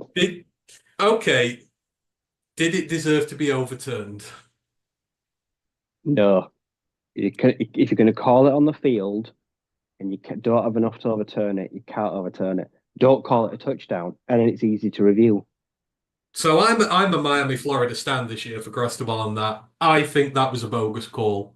I was shocked they overturned this thing. Like it was so weird, right? Because the receiver jumps in the air, he clearly catches it, but then on the way down, like it takes him ages to hit the ground. It seems to end up in the defender's hand, and I've no idea like how physics work for him to do it. But again, you don't see enough to overturn that call, do you? This one ended 38 to 34 It was a to clinic from Cam Miami. Ward and Kyron Drones. They put on a show. I mean, is Cam like I've been saying this? I love Cam Ward. Is Cam Ward not putting forward a statement for QB1 right now? Like I think he is. Yeah, Consistent he's going success. high in the draft. Is Cam Ward? Someone's going to fall Consist in love with him. consistent success at FCS level, makes a massive jump to the FBS and performs incredibly well. And now he's at a program which is historically underachieved for a very long time. And there's a ton of pressure on him there. You think of the quarterbacks that have gone and failed there. Like, and they're unbeaten. They are unbeaten still, Miami of Ohio. Yes, they are. They're ranked number 7. So, I mean, he had a great game, but like you said, Kyron Jones, like he's so frustrating, right? He Yeah, has one really good game and then one really bad game, and you don't know which guy you're going to get with him, which is the trouble. But I tell you one guy who you know, maybe not saying this for next week's segment too much, but Virginia Tech also have a very good running back there who does well a lot of the can't time pronounce his in name. Byshul Tootin. 19 carries, 141 yards, touchdown. Byshul is like probably one of the most, because Virginia Tech is not a sexy team. And I don't think anyone's really looking at him, but he, against a very good Miami D line, which has been pretty decent this year, running at 7.4 yards per clip, keeping them in this. Kyron Jones is just good enough. He has the one turnover. But I mean, it was a terrific game for the neutral. This was. It was a big test of Miami's credentials. Cam Ward do 2 picks, but he also recovered. Um, like Curtis Rourke did for Indiana. He threw 4 touchdown passes in the end. He had a rushing touchdown as well. He looked great. And then, of course, there was the famous Xavier Restrepo reception when he's on his arse and leaning backwards and somehow still manages to catch it. Like Restrepo is going to be special, but Virginia Tech got screwed here. Yeah, it's one of those where if you're not going to over, if you're willing to, if you're going to overturn it, don't call it. Like I said, just leave it. Yeah, it is a shame, but it was a really good game, and I enjoyed watching it. And yeah, Cam Ward is in QB1 conversation, and I will not hear it otherwise. Like no other quarterback has made such a big leap in college football and continued to look so at ease. The only thing that will come against him is he's always played in the air raid, so that'll come under scrutiny. But if he has a good off season, a good pre-draft process, which shows he's more than just an air raid quarterback, he will be dangerous. Other teams that were nearly shocked this week. And, once again, Ryan, we come back to the Michigan Wolverines. Now, this was a game that, for all intents and purposes, looked dead and buried. Minnesota were terrible in this game to start off with. Khalil Mullins had a couple of touchdown runs in the first half. Tyler Morris had a rare passing touchdown pass from Alex Orji. They're 21-0 up. All Minnesota had in the first half was a Dragon Kisich field goal from 20 yards as a walk-off. And then Michigan had a field goal in the third quarter, and it gets to the fourth quarter. It's 24-3, and you're thinking, yeah, this one's done. But then Darius Taylor, who's been very quiet this year, has 2 touchdown runs in less than 3 minutes. When Minnesota finally start to find some backbone, they restrict Michigan to just a field goal. So it's 27-17 with 4.5 minutes to go. And then they still find time for another touchdown. This time, Daniel Jackson, the star wide receiver for Minnesota, he gets a 12-yard touchdown pass from Max Brosmer, who has had his struggles. But this is the first time I've seen him play a full game here. He was 27 of 40, which is not bad. 258 yards, a touchdown, and an interception on the day. The pick wasn't good. However, he looks better. And this Michigan team it's still struggling, right? Once again, Alex Orji throws for 86 yards. This is this is the Khalil Milling show, like it's the Caleb Johnson show for Iowa.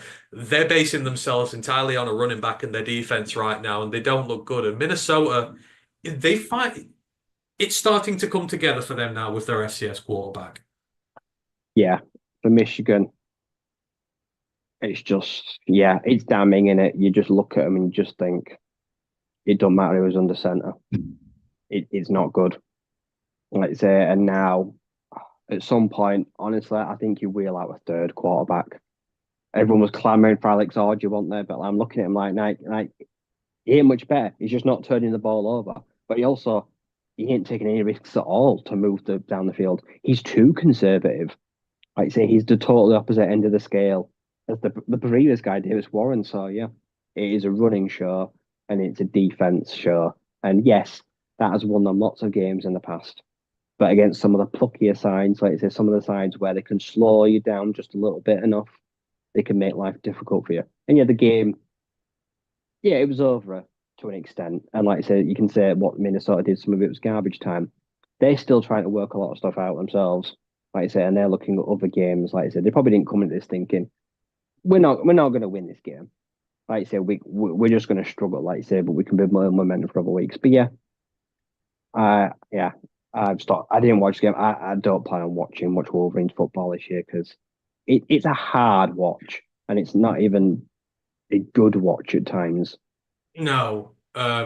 I mean, it's an indictment, isn't it, right? Like, you're a top program now, and the best you've got to offer at quarterback this year is a fifth-year senior who's not played any football really at all and is not that good, and a running quarterback who's also not that good.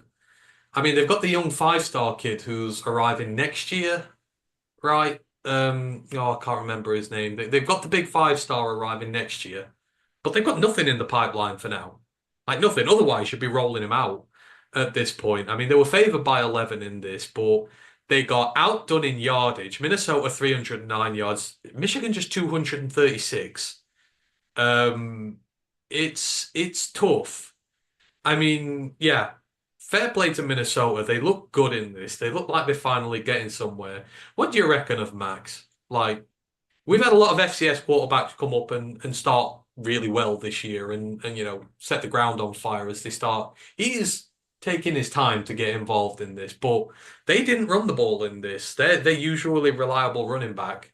He didn't get much. It came down to his arm against Kenneth Walker, Mason Graham, this fearsome defense, Will Johnson, all these guys. That's at the big house. That's intimidating for a young lad. And he did really well. Just the one turnover. He looks like he's finally adapting to big football.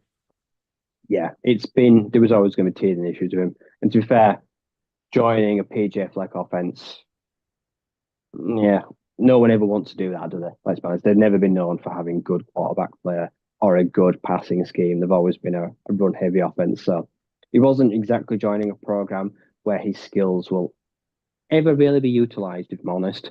It's just a big program to kind of push his name forward. Yeah. So yeah, there's gonna be a lot of ups, a lot of downs this year. But he's got eligibility. Like say what he learns this year and then next year.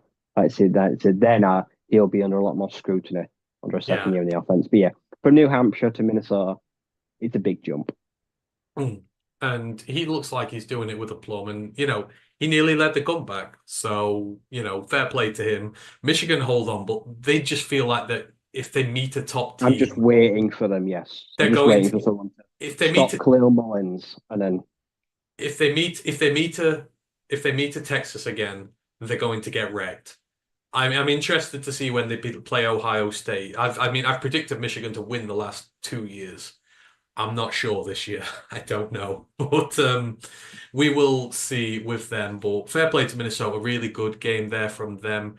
Another ranked team who nearly got upset, and this is quite funny at this point. Oklahoma, the 21 seed, traveling to Auburn.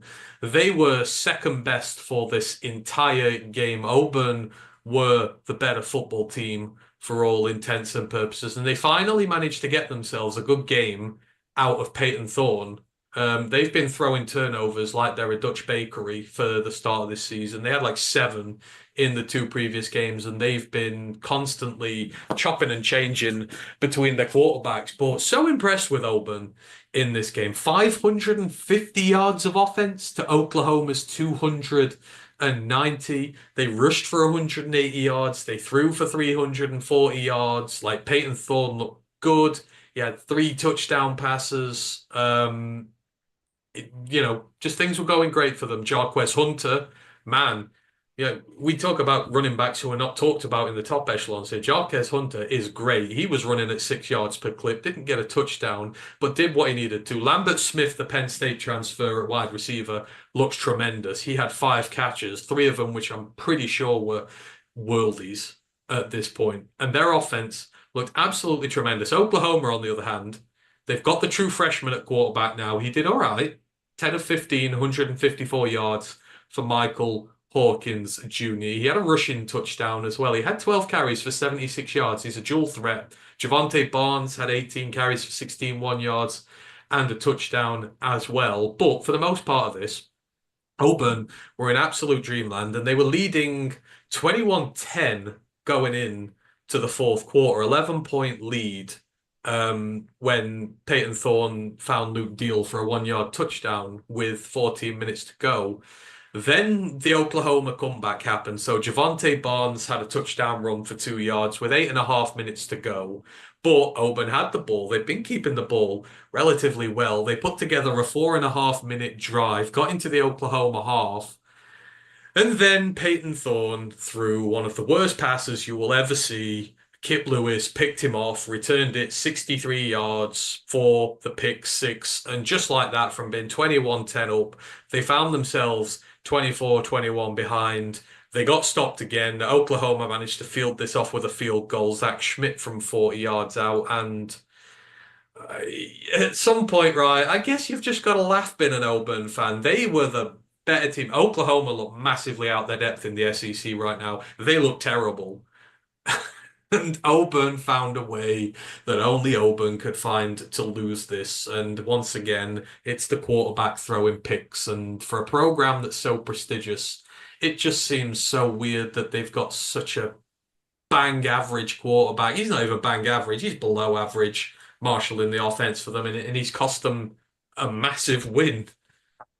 Yeah, all those stats and no victory. That must feel so hollow. Leaving that stadium, your heart must just sink being an Auburn Tigers fan. Peyton Thorne's always going to Peyton Thorne at some point. It's like why did he have to leave it to right to the end of the game? Like I say, yeah, they were better side. Their offense, Lambert Smith made some great catches. Oklahoma, I knew they'd be sluggish starting a freshman, like I say, benching Jackson Arnold. I thought they'd be slow. He did okay. Like I say, fair play, like I say, the defense did help them win the game. They kind of dodged a bullet there, but yeah. And Oklahoma, they're treading water right now in the SEC. Like I say, we've seen Texas take to life there pretty quickly, ducked water. Oklahoma, right, are finding a lot difficult to find their feet. It's a good thing Auburn's just flipped to Notre Dame 5-star quarterback for next year because he's going to start straight away. I think they've just saw what Oklahoma were doing. They're like, well, they've just put the true freshman in, and he's doing all right. So honestly, this was one of those games where it's like just what could have been. It could have been the spark that lights the offense, and instead it's going to be a case of, oh, we blew it. Like I say, Oklahoma completely let off the hook.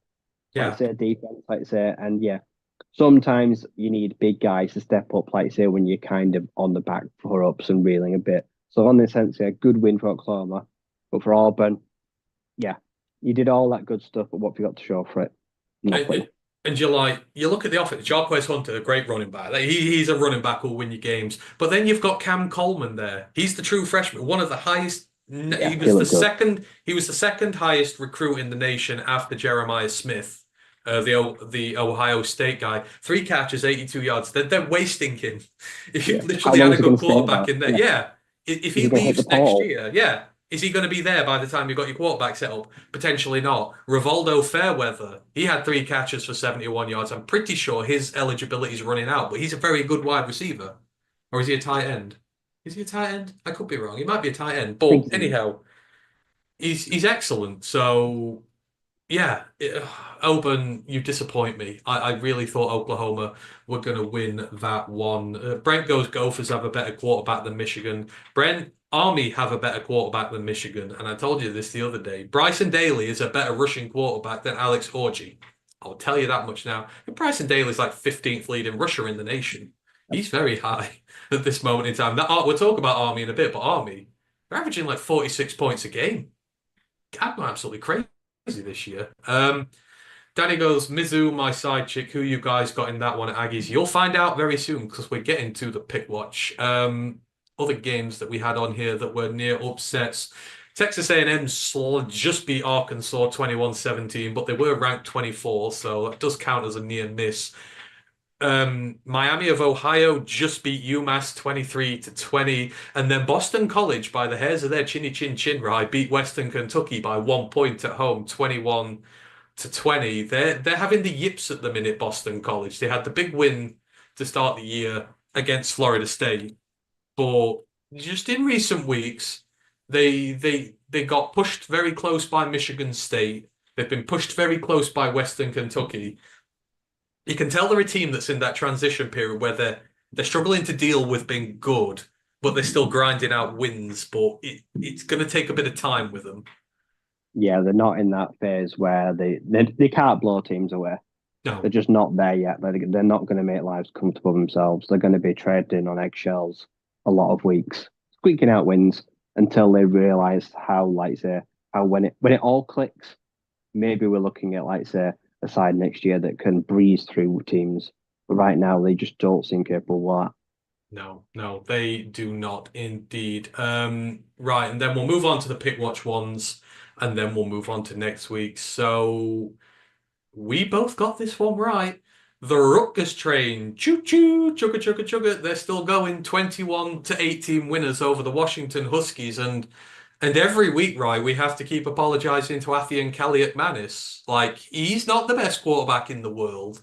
It's 14 of 24 for 115 yards and a touchdown, but in lockstep with Kyle Monangai, who is on the top running back list in the nation. He's very high on mine.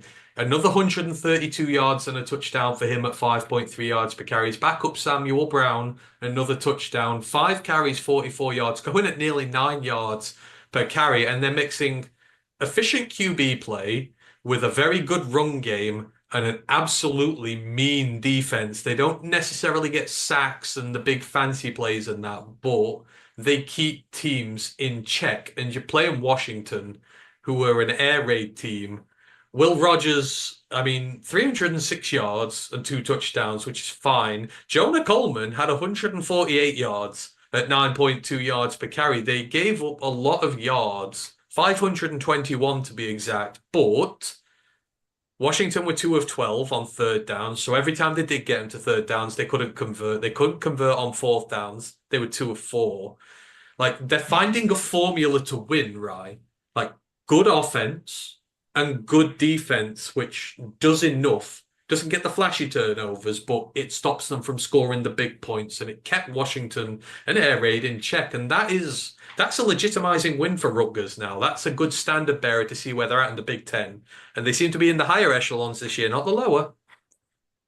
Yeah, they went up against, like say, a Steve Belichick defense that actually is stellar. The Washington defense is absolutely brilliant. It's guys like Carson Bruner, their edge rushers, like I say, good defensive backs. And yeah, Ethan Kaliakmanis, yep, I've never been that complimentary about him. Right now, he's not putting the ball in harm's way. He's not making any mistakes. He's just picking his shots and letting the running backs take the brunt of the workload. And if that works for Rutgers, then I'm all for it. Because right now the Scarlet Knights, like I say, they are chugging, and their defense, yep, it's bend, it doesn't break, it keeps teams at arm's length, it gives up yardage, but when it gets to the red zone, it makes you settle for field goals, and they're just not giving up that many touchdowns. And like I say, they're the kind of things that will win you a lot of games, and they've got a great coach. I love Greg Schiano. Like I say, I think he's one of the better coaches in the country, and right now, it just seems like everything is going swimmingly. It's a match made in heaven right now. And I look at it and think, who is the one that's going to come in and stop the run game? Who is going to stop Kyle? So yeah, exactly. So they're heading to Lincoln tomorrow, Nebraska, 4-1. Like that is like that could be they're probably in the same area at the minute. This one team will want to beat the other to really propel themselves forward. But a Nebraska win on the road, and then Rutgers they become dark horses in the division almost at this point because, like I say, good both sides of the ball. Yeah, this is a statement win.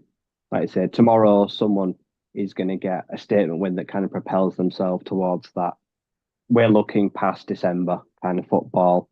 And yeah, one of them, like I said, one of them's going to try throw the ball. One of them's going to try run the ball. Two different style of offense that kind of totally clash. Should make for a very interesting encounter. Yeah, absolutely, indeed. Other ones in the pick watch. We both called this. Notre Dame beating Louisville 31-24. Louisville actually again 400 yards of offense to Notre Dame's 280, but the thing of the day is efficiency.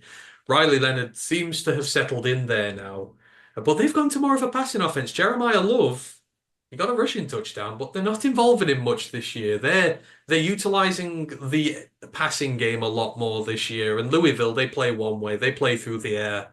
Now they ain't got a rushing quarterback. It's kind of a bit one-dimensional, and they were always playing from behind. They got some garbage score here, but I think what we knew, Louisville are not really a top 25 team, and Notre Dame are an all right top 25 team. Yeah, the Fighting Irish, they've been shaky. Like I said, there's been a lot of scrutiny, a lot of eyes on Marcus Freeman. I suppose it keeps the dogs at bay, and like I said, this kind of win. Like I said, everyone thought pre-season that Jeremiah Love would just be absolutely dominant this year and would take all of them Audric Estime carries, but not really, no. Like I said, he's not absolutely gashing teams. He's not even getting all the carries that we thought he would. Like I said, they seem pretty committed to making Riley Leonard a thing or any other quarterback that plays in that system and passing the ball. And then when you've got guys like Xavier Watts and Benjamin Morrison, defense just looks so easy because, like I say, those two are just walking turnovers. And I'd say maybe the most dangerous tandem of DBs maybe in the nation. Potential two first rounders. I've seen a lot of hype for Benjamin Morrison being a first round call next year. And I look at it and I kind of see it. And Xavier Watts will be a first round safety potentially as well. So yeah, you're right. They've got a really good tandem there. So they're finding their way again, Notre Dame, but they're going to need a big win somewhere along the line to erase that loss to Northern Illinois. A few of the others, number 22 ranked BYU survived a massive comeback from Baylor. They won 34-28, but Baylor were down by about 25 points in this game, and they got to within one score, and they held on by the skin of their chinny chin chin. Georgia Southern blew out Georgia State 38-21. And another team that blew out another team, the number 25 ranked Boise State Broncos, destroyed Washington State 45-24. Ryan, Ashton Giante went 260 yards on 26 carries with 4 touchdowns. I think we've got our total touchdown, our top total touchdown person in the nation locked up. That is a prediction we've got right this year, and we made it preseason. Who's going to stop Ashton Giante at this point? Barry's record is in danger this year. Yeah, like I say, he is the first legitimate threat we've seen in, I can't even think about how many years. Like I say, he is putting up legit, just like I say, Madden numbers. And like I say, I was so disappointed in Washington State. Like I say, John Mattia has been great all year. He's been a dynamic threat on the air, through the ground, but no.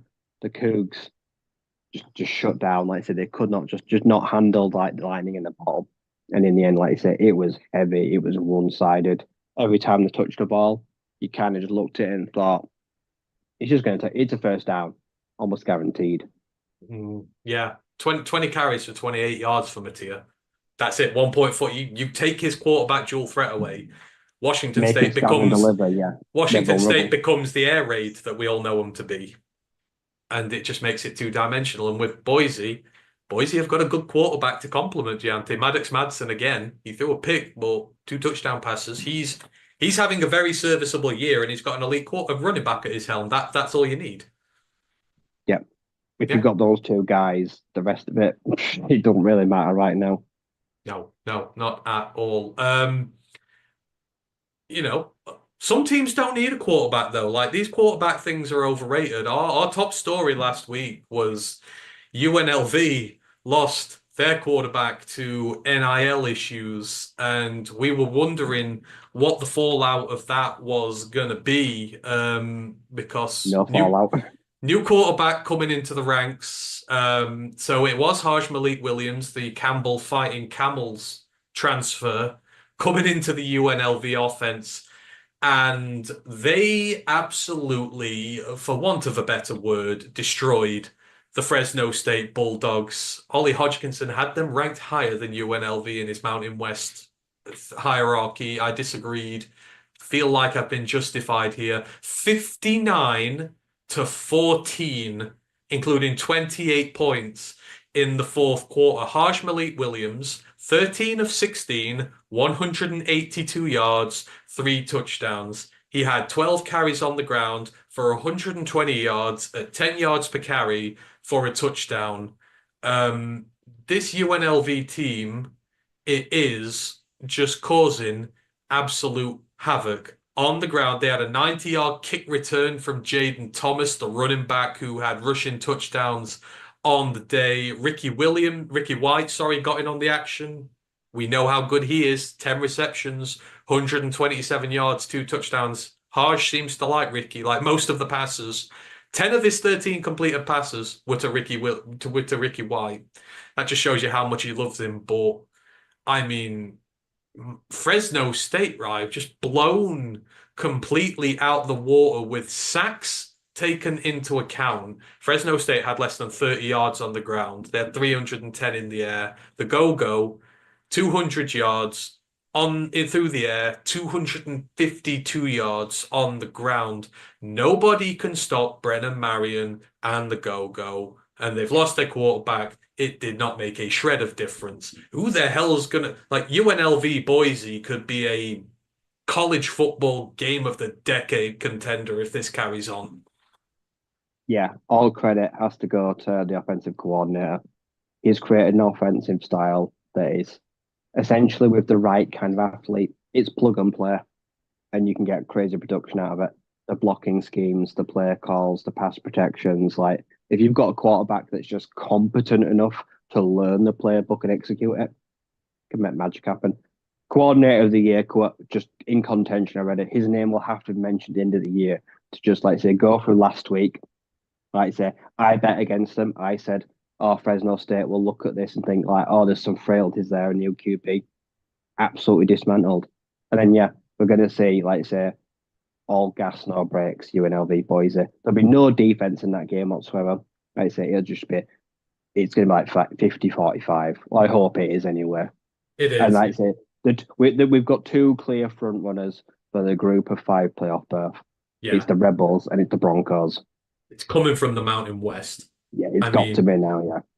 I'm going to put this on record now. If Michigan are going to continue with the running quarterback, they should hire Brennan Marion as their offensive coordinator because the go-go would fit them to a T. They love to run the ball, primarily run the ball, and lick in a bit of pass with it to catch teams off. Brennan Marion will be coaching at a top 20 program this time next year. UNLV will not keep him another year. This offense is just insanely good. Michigan should hire him because whoever is running their offense now is not fit for purpose. That offense is not fit for purpose. So there you go, Michigan. Go watch some UNLV games. Go and get your new offensive coordinator there. There's 2 more to go.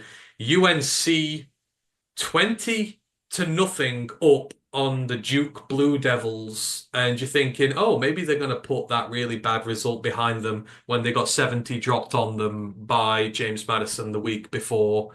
No, Duke came back in the second half with 21 unanswered points. Thankful, mostly down to Star Thomas, who had 30 carries in this game and ground out some really hard yards for them, but this season just gets worse and worse for UNC, right? For 3 quarters of this game, more than 3 quarters of this game, they were firmly in control.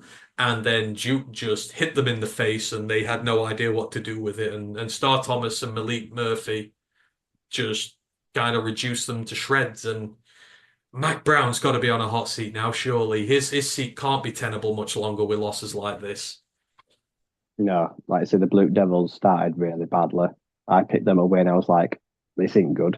Like I say, they've been really good all year as well. Like I said, they've been Malik Murphy's like insane, like build, dual threat, like you say, guys built in a lab, Star Thomas, potentially elite running back. But like I said, they're just sluggish, mistake ridden. UNC punished them every time they got a hand on the ball. And you just thought they've kind of clicked for once, they're gonna all put it together. And like I said, they fell apart.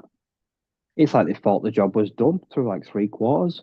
And honestly, I'd be absolutely mortified if I was a Tar Heels fan. The game was there, I say, ready to be wrapped up, put a bow on it, see it out. But nope. Like I say, and yeah, Matt Brown, this is going to be one of those where if he does get fired, you look back at this like you couldn't mastermind seeing out that game against a team that was on the ropes that you should be finishing off. Yeah, absolutely. Great win for Duke. And we're finishing this all off. And I left this for last because you save the best till last. SMU 42, Florida State 16. And over the summer, Florida State complained to the ACC that the teams they were bringing in were not worthy of them, were not worthy of their consideration. They're not in the same league together. And the new SMU Mustangs to the conference just you're right. This was not even a contest. They absolutely annihilated them. They traded touchdowns to start this, and Florida State got a safety to make it 14-9. So at the half, it was maybe a little bit tenuous, but SMU came out after the half. RJ Maryland just stole the show. He had two touchdown receptions. Florida State got one back, but then SMU scored another two in the fourth quarter, including an 82-yard interception return from Kobe Wilson as DJU threw another three interceptions. But I'm not going to focus on how awfully bad they are. SMU, after a rough start, that BYU game wasn't good. 108 points in the last two games. Kevin Jennings seems to have found his footing. Three touchdown passes for him. Brashard Smith, another in conversation for one of the better running backs in the nation. SMU have settled into life in the ACC now, Ryan. They look dangerous. The defense looks hungry. The offense looks hungry. And I think a lot of really good teams are going to struggle with them this year. Yeah, credit to Rhett Lashley. The BYU game, the swapping of Preston Stone and Jennings didn't look good, didn't work overall. Like I say, he committed, like I say, from the end of that game to Jennings to now, and it's worked. Like I say, they were a passing offense last year. They're now a dual threat offense with a dual threat quarterback, and they have looked ever better for it. And they've faced a gauntlet, haven't they? They've had Florida State. They've had the skillet game against an unpredictable TCU. They're scoring points galore. Their defense is taking the ball away. Like I say, bit of a sleep. Like I said, they're a bogey team. They're someone you just don't want to face weekly. And right now, their offense is it's juiced up to the max. And I'd fear any team that's playing them right now. Like I say, they can ship points pretty quickly when they want to. And speaking of fears, how scared should Mike Norvell be for his job? Because they are 15-point underdogs at home tomorrow to Clemson. And Clemson may not be the juggernaut of yesteryear, but they actually look pretty good this year. If they get absolutely twonked by the Tigers at home, I mean, he's surely got to be in trouble because he still only had the one really good year, and they look done this year. DJU's hurt; he's out now. Might be a blessing, but Brock Glenn's in. They're in a lot of bother in Florida State. Yeah, I suppose without being harsh, maybe DJU's finger injury isn't the worst thing in the world right now. Like I say, maybe a change of face under center might bring a spark. I think Norvell would have to lose out and play horribly to be fired. If I'm honest, I don't know if it can get bad enough to be fired this year. Do you reckon? Okay. No, like I said, but I feel like if it goes badly this year, like I say, within 2-3 games of next year, you pull the plug. Like I said, if it starts terribly next year, then it's gone. But yeah, it'll be interesting to see what Brock's like. Like I say, he's probably been aching and probably been watching his games thinking, just put me in. I should be in now. Like I say, he's probably been chipping away. So yeah, like I say, it's his gig now. I imagine it has to be his gig all year. I don't see any point in putting Uwelele back in at all, even if he's hand heels. I've seen enough from him now. So yeah, it's Brock's car. Let's see, like I say, can he steer it and get it back on the road, or is he gonna crash it off the canyon? It's only gonna go one of two ways right now, isn't it? Yeah, absolutely. All right. Are there any other games you want to quickly mention from week 5 before we move on? New Mexico State lost in a 90-point thriller to New Mexico. They're another team who've crashed this year. You just Jerry Kill, what a job he did there. They were actually 8-point underdogs at home to New Mexico. That's how bad their season's going. Lost 50-40. Wake Forest lost at home to Louisiana. Group of 4 opposition. Wake Forest continued to be meh. It's not great. They're declining rapidly. Yeah. Any other games you want to quickly mention, or shall we move it on? Well, thanks a lot, Illinois. Oh I hyped yeah, them up last week, and they got Penn State ran a train on them. laying an egg. That Yeah, derailed any hope I had for them. Like I said, being even a nuisance. yeah, yeah. They got slapped in the face. Yeah, they did. Oh, and the Texas Tech train rolls on. 44-41 winners over Cincinnati. It's not boring being a Texas Tech fan. No, it's not pretty at It's times, but it's certainly no. not boring. No, absolutely not. Anywho, let's move it on because we are quite late over here, and we'll finish this week off by just taking a look at next week's fixtures. We'll do the pick watch ones first, and then we'll just focus on a few of the others. Hang on, let me just get the document up so I can fill it in for us. But first, I'll get you the first game up. So first game, Rye, we've got the MAC Championship game from last year, repeated. Miami of Ohio, the Redhawks, away at Toledo. Toledo favored by 6.5. Miami of Ohio are 1-3, but they are coming off their first win of the season, which was an overtime victory over UMass. And all three of their losses have been to power programs, Northwestern, Cincinnati, and Notre Dame. Toledo, on the other hand, they're 3-1, but they're just coming off their first loss of the season, a 26-21 reverse to Western Kentucky, though they are coming off a bye, which Miami of Ohio are not. The wins over Duquesne, UMass, and of course that big one over Mississippi State. Two teams with contrasting records. However, the team with less has just won. The team with more has just lost. And these are maybe two of the best teams up in there. We know how good they can be. Where are you going for the battle at the top of the MAC? I think Toledo coming off a bye after their first loss is probably the best time to have their bye. And like I said, they've kind of wiped the slate clean. They're coming in fresh, ready to like say make a charge. So I'll take the Rockets. Okay, yeah, I am as well. Brent says, what about the Army game? Brent, stop blowing teams out. I can't talk about games where teams are blown out. They're boring. We can talk about Army in a minute. They're in the pick watch, so we will do some Army stuff.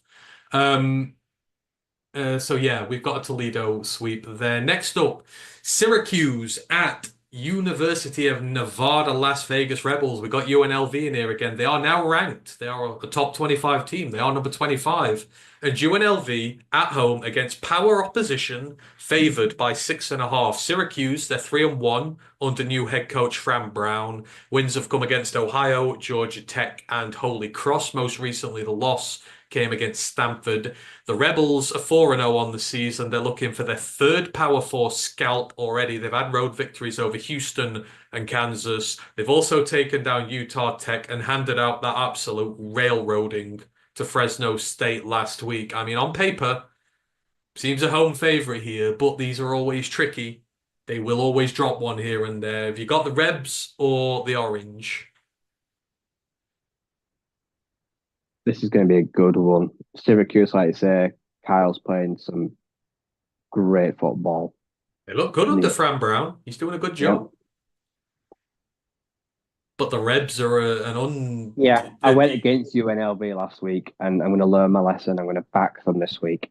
There we go. I'm going with them as well. So we've got a UNLV sweep on this one. Now, I'm really going to test your loyalty here, Ryan. We'll see. We started the show with them.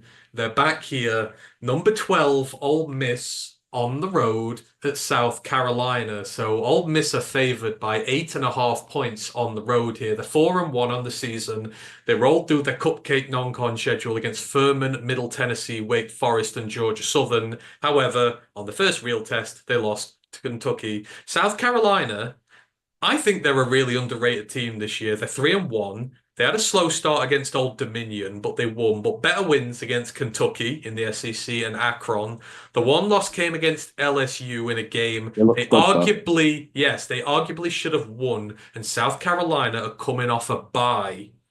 So we got the Rebs at the Gamecocks, and the Gamecocks are rested. Can Ole Miss drop two in a row? Because logic would dictate they'll bounce back this week because they'll want to keep their train alive. But the Gamecocks have their dual threat quarterback in Lenoris Sellers, and they're a very dangerous team with a good defense. And they destroyed Kentucky, who Ole Miss could not deal with. I'm interested to see here, right? Is the Kiffin trust still there? or is it gone? I mean, Ole Miss losing back-to-back games would be the most Ole Miss thing possible. So I'm going to take the Gamecocks. Oh, you're going South Carolina. I just I feel like I should follow a logical decision that they're going to bounce back this week, but I would feel like I'd be disrespecting the Gamecocks here because I think they're a good team. So you know what? I'm going to go for the massive upset as well. And I don't think it would be a massive upset. So again, we're sweeping at this moment in time.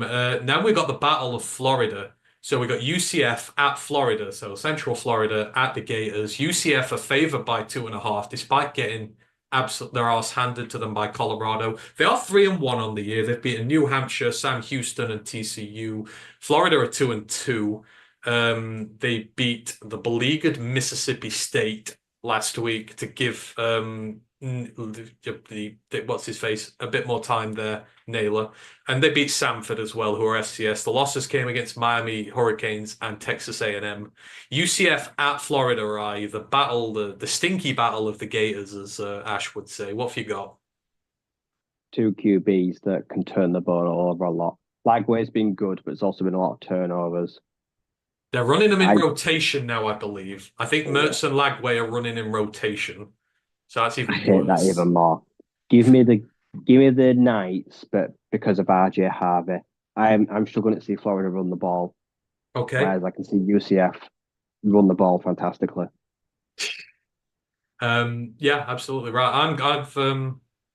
I've gone with UCF as well. I still believe in them. I just think Colorado were better than we anticipated. Now we've got an all-ranked matchup, and Danny Mac mentioned this earlier.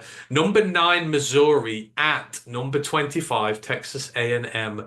Texas A&M are favored in this game by 2.5. So Mizzou are 4-0. They are fresh off a bye week. They started with convincing wins over Murray State and Buffalo. They didn't give up a single point on defense. The two most recent wins came against Boston College and Vanderbilt, but they've struggled heavily in both games. They needed overtime to beat the Commodores. A&M are 4-1. They had the opening week loss to Notre Dame. They've had bounce back wins against McNeese State, Florida, Bowling Green, and Arkansas, but they too have looked awful in the last two games against Bowling Green and Arkansas. So these are two teams, 4-0, 4-1, but they're not playing well at the minute. Um, but Mizzou have just found ways to win games. They seem to have gone past that phase of being a plucky underdog to they are a team that knows how to win no matter what. But A&M have bounced back admirably. And it's just tough, ride. Who you got, the Tigers or the Aggies? For me, this is if two teams are struggling offensively, who's got the better defense? I'm going to take the Aggies in the upset. See, my love for the Aggies has died because they've benched Connor Weidman, and I need Connor Weidman to come back in and start playing well, but they're just not playing him. Like they seem to be done with him at this point. This feels like a game that the Mizzou are due to lose one. Oh, I'm stuck here. I like this as a matchup. But I love Luther Burden too much. I'm going to go Missouri. I'm going to bet on them because they benched Connor Weidman. I'm going to go against Texas A&M. I'm going to betray them. Big 12 next. And they're back, right? They've only had a week off. You've got to try again. Kansas at Arizona State. Arizona State favored by 2.5. Kansas are 1-4 on the year. They had an opening day thrashing of Lindenwood. They've lost four straight now against Illinois, UNLV, West Virginia, and TCU. Arizona State are 3-1. They're coming off a bye week. They started with the 3 wins over Wyoming, Miss State, and Texas State before falling to Texas Tech last time out. This should be a game Arizona State win if they don't want to be in that conversation, but bottom of the conference as you want to. And Kansas look bad, but this has banana skin written all over it for the Sun Devils. Do you believe in them this time? Because you have not bet on them once all season, and we've been in them 5 times now. This one's more straightforward. Kansas turned the ball over far too often. Arizona State defense has taken the ball away a lot. and they've scored defensive touchdowns this year. So yeah, give me the Sun Devils this time. Like I said, they've just got everything that Kansas are going to hate. You know what? I'm 3-1 with Arizona State this year, so I'm going to stick with Arizona State this year. Though this week anyhow. So give me the sweep there. Who else is Kansas, Kansas, Kansas, Kansas? Wow, wow. There are not a lot of people who believe in them. Need them to do their thing there. We're in the ACC now. Boston College at Virginia. Virginia favored by 1, but BC are 4-1 on the year. Not all been plain sailing, but they beat Florida State, Duquesne, Michigan State, sorry, and Western Kentucky. But they scraped that out by a single point, and they did struggle against Michigan State. The one loss came against Missouri for Boston College, but they were highly competitive in that game. Virginia are 3-1, coming off a bye. They've beaten Richmond, Wake Forest, and Coastal Carolina. The one defeat came against Maryland, who, as we know, not the greatest. But this is kind of the game Boston College you might expect them to lose if they're, but they want to go up to the top echelons. They've got to be winning games like this. This is tough to call. Who you got, the Cavs or the Eagles?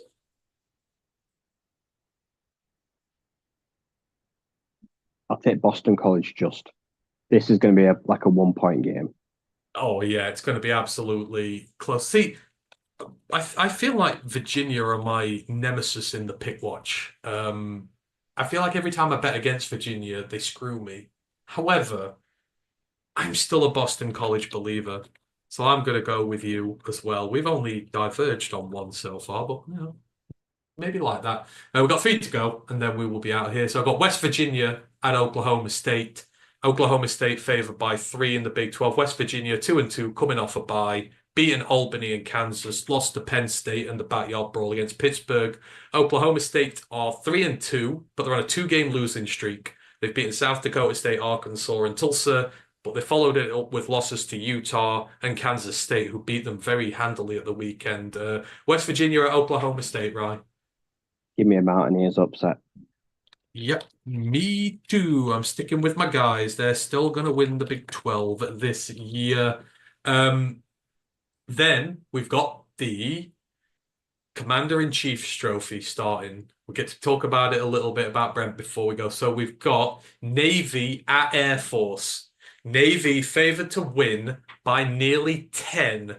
So the midshipmen are 4-0 on the season. They have destroyed everything in their path. They've beaten Bucknell, Temple, Memphis, who were expected to get the playoff spot out of the group of 5 lot, and UAB. They're averaging a mere 46 points per game on offense. They've got the 5th ranked rushing offense in the nation, but they're averaging 180 yards per game in the air as well. They're not a true option offense this year. Air Force, however, are doing really bad. They had an opening day win over Merrimack, but they've had losses to San Jose State, Baylor, and Wyoming. They sit 1-3. Their rushing offense is currently sat 57th in the nation, which for an option team is a disaster. Air Force have been top 5 for years. Maybe top of the pile for years.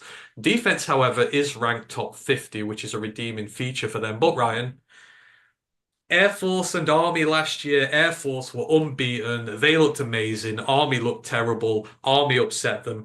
Form goes out the window in the Commander-in-Chief trophy, but Navy do look really good compared to Air Force this year. Who strikes first in the battle for the CIC? Oh, Navy will dismantle them. This won't even be close. Oh, you reckon? Okay, Rise going Navy. Me, I'm going for the ultimate upset here. I'm going for the Air Force Falcons. I have a last degree lingering bit of loyalty there to them. And then we finish it off, all this. Pittsburgh at UNC. Pittsburgh favored by 2.5, but they are the road team. UNC are doing terribly. Pittsburgh are 4-0, coming off a bye. Who have you got here, Rye, to finish it off in ACC action? Give me UNC. Ooh, going with the logic against. I like it. I like Pittsburgh. I'm going to take Pittsburgh. I think Mac Brown's era is coming to an end. I think he's lost his dressing room. I think that loss against Duke is going to have broken the back of that team. And Pittsburgh, they're physical. They beat West Virginia off the field. So yeah, give me that there. Right, let's just quickly go through the other fixture before we get out of here. It's quite late here. Sorry for keeping you as late as we have. So in terms of ranked teams, Michigan State head to Oregon this week, number 6 ranked. I mean, Michigan State look okay this year. Does that tingle any bells for you? They No, don't. no. The Ducks are frauds, but they're not that fraudulent, I guess. Other ones, Alabama on the road to Vanderbilt. How funny would that be if Vanderbilt won? Iowa on the road to Ohio State. Tennessee on the road to Arkansas. Auburn on the road to Georgia. UCLA on the road to Penn State. Miami, Florida are on the road to California. Any of those ringing a bell? Anything thinking, ooh, maybe? No. I mean, the only thing I will say, this is a chance for Caleb Johnson to destroy Ohio State and rocket himself to the top of the running back rankings. I'll give him that. We've got a national title rematch this weekend. The Wolverines are on the road to Washington, Rye. Thoughts? Will they get revenge? I can see it because for everything I hate about air raid, Washington can score very quickly, Yeah. and that could be a problem for Michigan that might make it bad. Like Washington defense is pretty good. It's pretty stout up front. They've And got good Wash edge rushers. and Yeah, good Washington can linebacker play as well. And Washington can run the ball this year. They had a banged up Dylan Johnson in the Yeah, Natty game last year, and it wasn't Coleman looks fair. really good. Yeah, Yeah. Other ranked teams, USC are on the road to Minnesota. Clemson are on the road to Florida State. We've mentioned that. Baylor are on the road to number 16 Iowa State, the Spectacle continuing up there. Utah State are on the road to Boise State. SMU on the road to number 22 ranked Louisville. And Indiana are on the road to Northwestern. I mean, you've got to be looking at that SMU game for and an you, upset here. yeah. I don't rate Louisville in the slightest. Gonna absolutely wreck them. So I yeah, also think I also think Baylor can upset Iowa State. as much as I hate to disagree with you because I love the Spectacle so much, that is again a game I could absolutely see them losing. My Wolfpack have got Wake Forest at home this week. I hope we don't Yeah, lose that. that was easy. Yeah, Army Brent are on the road to Tulsa. Army should decimate them. What else have we got? I don't think there's much else on here. Are there any other games you want to mention? Anything you're looking forward to seeing outside of what we've mentioned? I don't think there is. No, it's Nebraska Rutgers. That is the game of the weekend for me. The Yeah, loser, the loser has got a lot to lose, but yeah. the winner, like I say, is going to get a really good ranking next week. The door opens wide. Rutgers will be ranked if they win this one. At least I hope They they should be will ranked be. now. Yeah. Yes, they should. Absolutely, they should be. Right. I think that's just about everything for this week. So, if anyone's got anything they want to quickly ask us before we get out of here, please do so. I'll just go through all the next bits and that, and I'll message Matt. I think Matt's knocking around, so we can always hang around a bit until he gets here. So next show is the main Rural Lines UK podcast. I'll be back on Monday. We'll be doing the quarter season review. Yes, he is here. We'll be doing the quarter season review, so come join us for that. Give us your thoughts on the first quarter of the season for the 3-1 Detroit Lions. Me and Ryan will be back next week to talk week 6 of the college football season. We will be presenting our running back rankings, who we think are the best running backs in the nation in college football. Looking forward to that very much indeed. And then, of course, we'll take a look ahead to week 7 as well. You can find us all over the internet at Roar of the Lions UK, all that good stuff. Just type us in and you will find us. Obviously, all the support, we really do appreciate you. And yeah, I think that is about it. It is a late one over here, so we are going to get right out of it. Thanks to Brent, thanks to Mile Marker, thanks to Danny Mac, thanks to everyone that has been in the building. I appreciate you enjoying it. We'll be back at a more regular time this week to talk about it a little bit quicker than what it happens. But yeah, a lot of good college football going on at the minute, and we'd love to chat about it with you all. So yeah, we shall see you again soon. Just remains me to thank Ryan and to thank Hank for his his presence. Oh, there he is. Take your bow, Hank. You're the most popular member of the panel, so there you go. Everybody loves a bit of Hank. Right. Thank you, Ryan. Thank you, Hank. And we shall see you again soon. One Pride. Recording stopped.